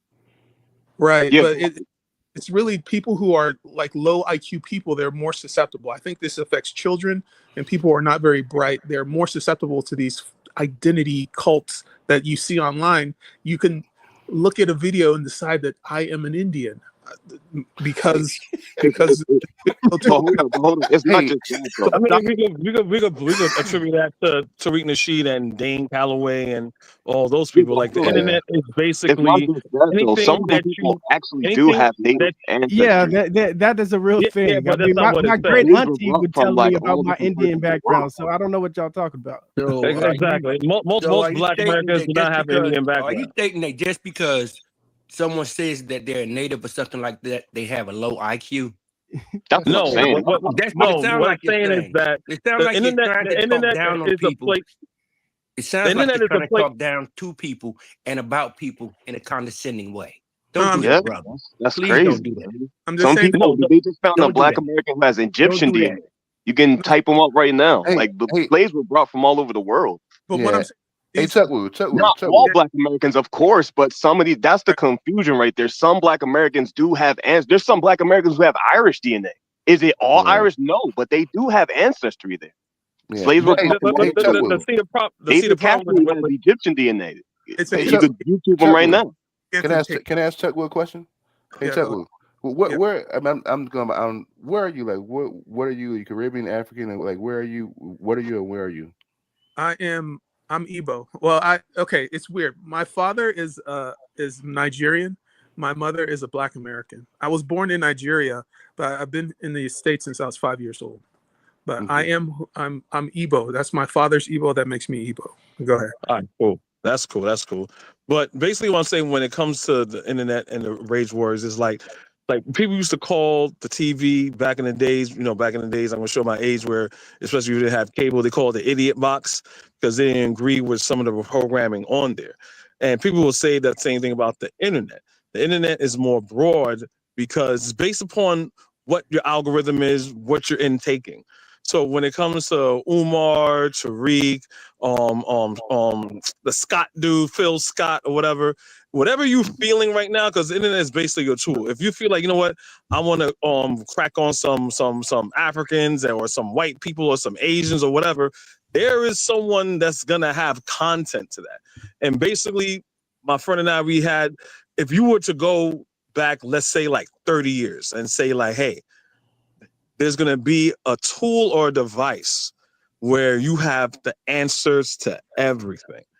And it's the internet. People are like, oh, wow, society is going to progress. It's going to be much better. We're going to be more advanced. And it's like, no. If I say no, that's not going to happen. People are going to regress. So if you want to find anything on the internet that's useful, you know what I'm saying, like do it yourself, DEI, stuff, you could find it. But if you like, you know what, I don't like these type of people or stuff like that. And a lot of people like Tariq and Dane Calloway and all that stuff, they say, okay, you know what? There's a segment of people that don't like these people. There's a segment of Black society that don't like their Blackness. So I'm going to give them something to run away from their Blackness to say that, you know what? You're not really Black. You're not really African. You're this other thing. You know what I'm saying? And then you have the flip side of that. So no matter what it is on the internet, it's not the internet is the problem. The internet is just a reflection of society. And since it's a Black channel, it's a reflection of Black society, and there's things in there that we have to iron out and get right. Gotcha. So really quickly, and we're gonna let Kamu come up for a quick second. We actually requested him early inside the in the episode. Then we'll get back to the general conversation. One, Kamu, I would like to say, you are dressed like me in 05. I was going to say that too. Do-rag with the Scully. That's a cute fit back 05. That's not a do-rag, man. It's a hat. With the toboggan, come on. Not Kofi, Kamu. But now, Kamu, talk to us about the South African stuff. I know you have an opinion. You're there. They're saying that they are refugees. It is a genocide happening out there. Did y'all turn it up on them? Are they crying wolf? Yeah, talk to us. The South American, not South American, South African president. He was sitting inside the Oval Office with Trump. Trump was trying to tell him that, nah, those white farmers, y'all are killing them. They got cars lined up with crosses of dead white folk. He said, nah, this shit ain't true. You on the ground. What's going on, brother? Yeah. Thanks, man. Well, let me start by saying when I was watching that, I just saw the attitude of my president, and I picked it up. I picked a behavior that you guys usually accuse me of. He was very calm and kind of like docile, docile, and I mean, to be honest, I didn't like it. He was pushed around, and that's, first of all, it's fake news. Whatever Trump produced there, it was fake news. So there's a video content that he showed him of crosses that are allegedly a number of Afrikaners who died. There's nothing like that. That's a video made up. It's an AI video, and the delegation from South Africa didn't even call that out. So from our side, that's a shame. My government wasn't prepared for it. It seems like they weren't prepared for that. It really pissed us off, bro. They weren't prepared for that because Donald Trump has been standing on business. The first time he started those allegations, he used the very same documentary, which is made up, AI, Elon Musk manipulating it and stuff like that. So I don't think they were prepared to the teeth, but they tried to, reject allegations and stuff like that. Obviously, there's no genocide going on in South Africa, and white people are just, crybabies. They don't want equality. There's been some, legislative amendments lately about land that they have stolen. We're taking back our land. So for clarity, y'all are not running down on those white folks on the farm. Nah, bro. Nah. I mean, black people, black folks are not like that, man. If that was the case, we would have long finished them. So now they brought up this struggle song, kill the boer, kill the farmer. And we've been singing that song for decades, bro. And none of that has happened. We've never must organized and attack them in any way, shape, or form. So I was just disappointed with how my government dealt with it, and I think they were bullied around. Man, from my side as a Pan-Africanist, they had no business being in America. I mean, they were always going to be undermined, and white supremacy, bro, doesn't give a fuck about what Africans think or. Yeah, man, they were always going to be undermined, and that's what exactly happened. And honestly, I'm just pissed. Gotcha. All right. So yeah, fellas, I'm gonna give everybody about a good 2 minutes. I'll put the timer up. Just to kind of give some closing thoughts, closing statements. We'll go around the horn. We'll start with Old Man, go to Quincy, Chekwu, Kofi, CNG, Unc, and then Kamu. Old Man, talk to us. I'll leave the South African stuff to the people that live there. Kofi, take note. What I want to say is that don't get butthurt when I call you out, because you like calling me out. When I call you out, you forget stuff. Kofi, take note. I take note. I'm an American citizen just like you, so take note. Remember, you follow me. Listen to what I say. Do I get my 3 seconds back? I won't even be that long. So what I wanted to talk about is that so I think we mentioned about going back to the chat and the communication and fake news. The thing that's beneficial about all this internet stuff is that we can rebuttal somebody right away, instantly. Before, like how G was talking about, we used to have peer review. We have peer review, and it's scholarship people that are saying this is how things were and history is. And we know that we've been being fed incorrect and false and fake history forever through the school system. So now we have access to information so we can rebuttal that right away. And I think that's a benefit to all this internet communication and chat and, you know, Google AI and all that stuff. That's all I have. All right. Who is that? Kofi.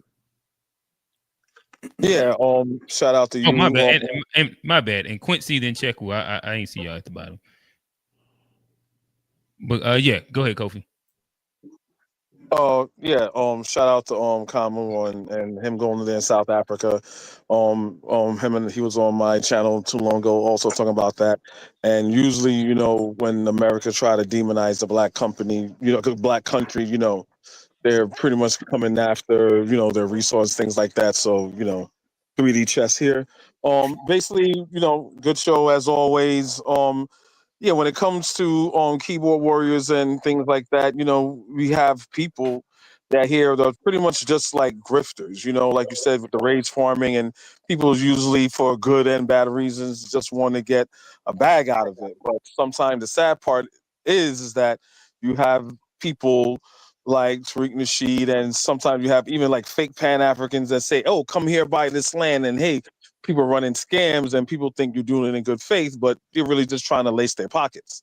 But you know, but usually again, there is a section of uneducated, hateful Black Americans, and that doesn't always that don't like Black people or Caribbeans, like old man here, and they believe in the nonsense, you know. So it's basically thing to sow division. So when it comes to Black people, we've been torn down and we're trying to build ourselves back up. We're trying to rediscover who we are. So I mean, just know what Rage Forum for what it is, and anyone that's any content creator, just make sure if they're making their content, see if it's basically something that, are they true to what they're saying? Are they grifting? Are they a Pan-African one day and then they're FBA other day, then they're more the next day? You know what I'm saying? When it comes to Umar, yeah, he's funny, but he's pretty much on his same thing the whole time. He's been pretty much consistent. But again, it's like internet, whatever you want to find, you're gonna find it. You know, that's pretty much it. Can I just say I love all Caribbeans and all Black people, unlike show improve. Don't lie, show improve. You already told us you don't love Black Americans, so show you improve. take us up. Number one, I am a Black American. 1, 2, to your historical idea what a Black American is, I have Black Americans in my family. So to hate a Black Americans, they hate my own family. So you should have said that last time. All right. So I don't have to say it. CNG 215. You got 2 minutes. Talk to me, brother. With the whole South African thing, I'll just say that, man, in order to establish a civilization or a community, you need a couple of things, right? You need science, technology. You need like hospitals to care for your people, medicine, agriculture, and the military to defend it. If the people in South Africa is going through a genocide, usually during war times, there's no time to stop and build a community. They got a all white. I watched the documentary. It's like a couple-hour documentary. They got an all white town in South Africa that they just established with a bank.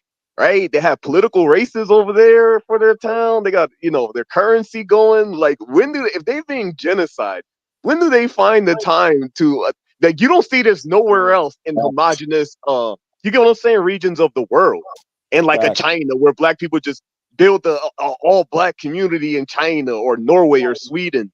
You get what I'm saying? So when do they find a time while being genocide to build a all white community with a military defense that's being backed by Israel? Like what are we, like? You know what I mean? So that's my thing on that. Facts. My question is, just to chime in, instead of running to America, why didn't that town take those Afrikaners there? Because I'm pretty sure they would have welcomed them. That I found that to be also odd. Good point. There you go. I agree. All right. Talk to us. He stole everything I was about to say about that white town. It makes I want to ask Camus, because Camus is over there, and I'm wondering, you know, like he said, if they could build a whole white town over there, what they're doing, all of that stuff, how is it that they are getting treated bad if they are such a minority, but they have so much power? They actually have their own currency. They have that's in the middle of South Africa with all those black people. They have their own town where no black people can come into, and then then Trump. That just shows you how ignorant he is. For him not to know that his own stuff. If they have a white town, just send them there. Why bring them halfway across the world to put more pressure on us? And you talking about the immigrants taking things from us. Let me ask you this: do you think that it's ignorance or intentional? It's intentional ignorance on his behalf, both of them, because he's an idiot. And most of the things, like he'll say something and say, "I made up a word." That's just the things he does. He just he freestyles everything. Groceries. I made up the word groceries. Yeah, he'll say, "Yeah, I just made it up. Listen to the word. It's groceries. I just made that word up. Look, I did look it up. I did."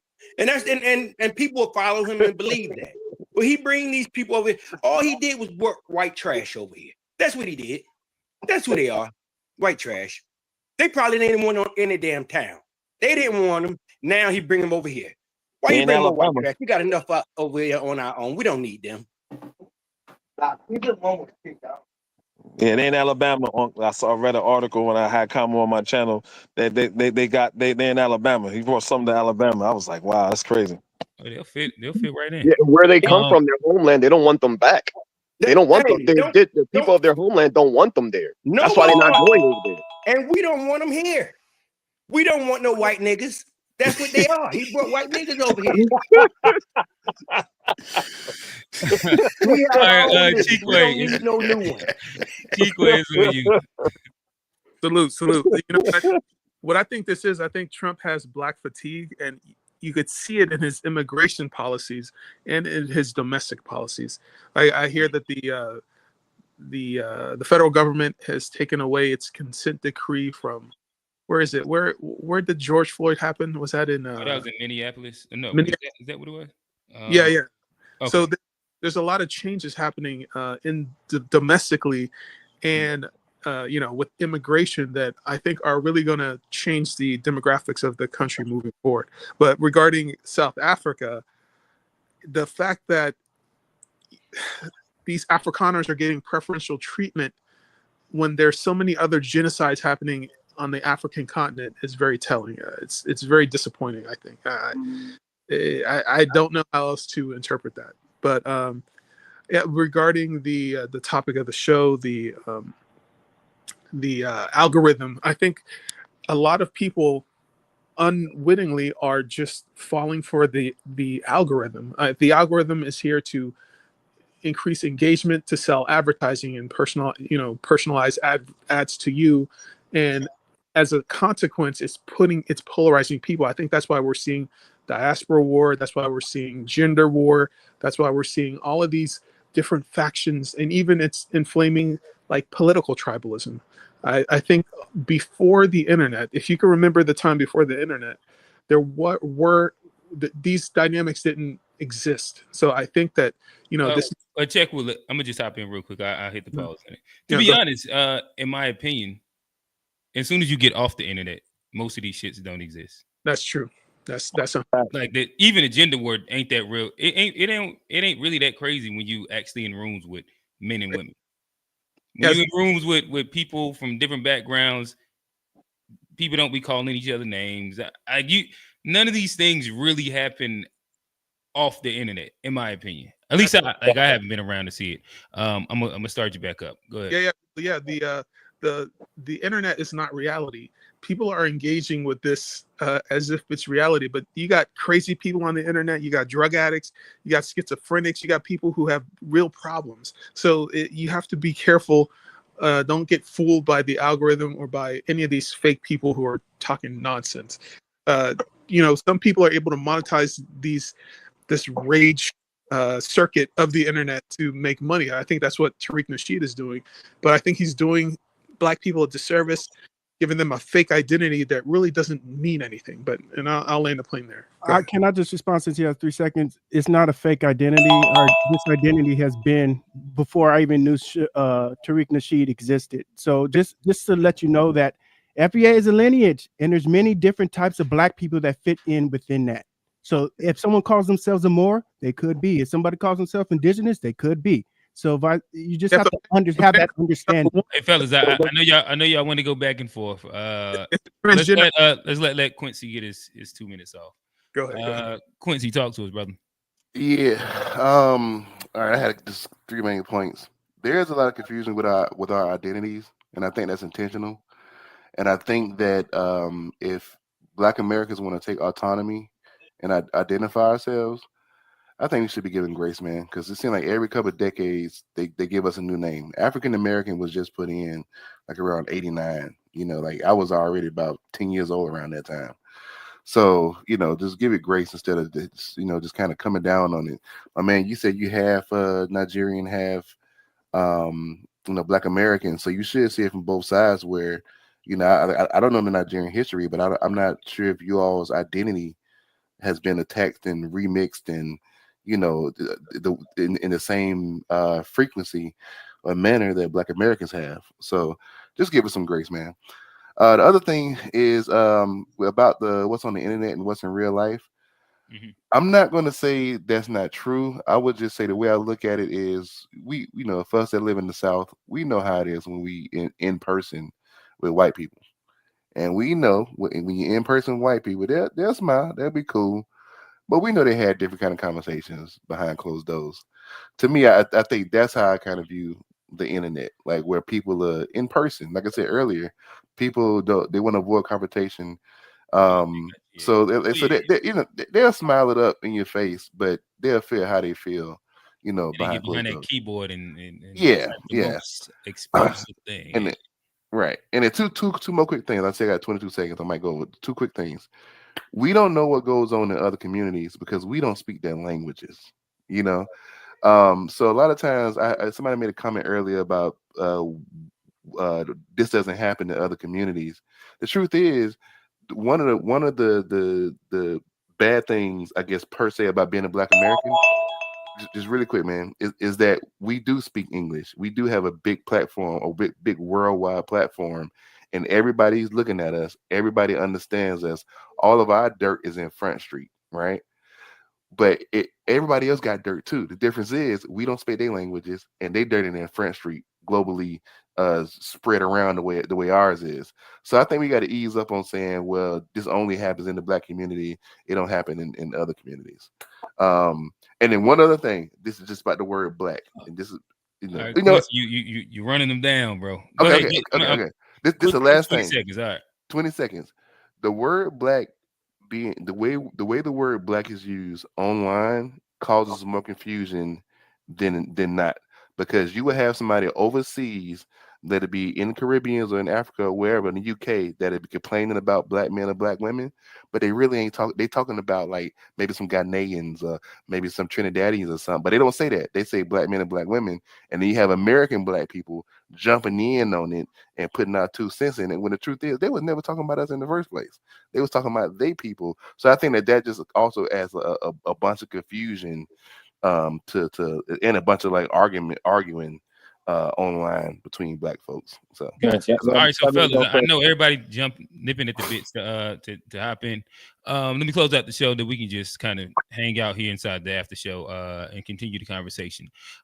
So this has been another great episode of Unpacked. Again, we dove in. We actually stayed on birthright citizenship for a while. So we actually almost did a whole half show on that. We touched on the South African thing. We got our guy Kamu to actually call in live from the land of South Africa. And then the keyboard warriors. Yeah. We got a decent, really decent conversation based around that. Every Wednesday, 9:30, it is Unpacked. We have a Discord that runs all throughout the week. Make sure y'all join it. It's inside the description. I'll make sure I post it inside the actual comments on the video. But But again, this has been a great episode. Appreciate everybody listening. And like that, we out. Peace.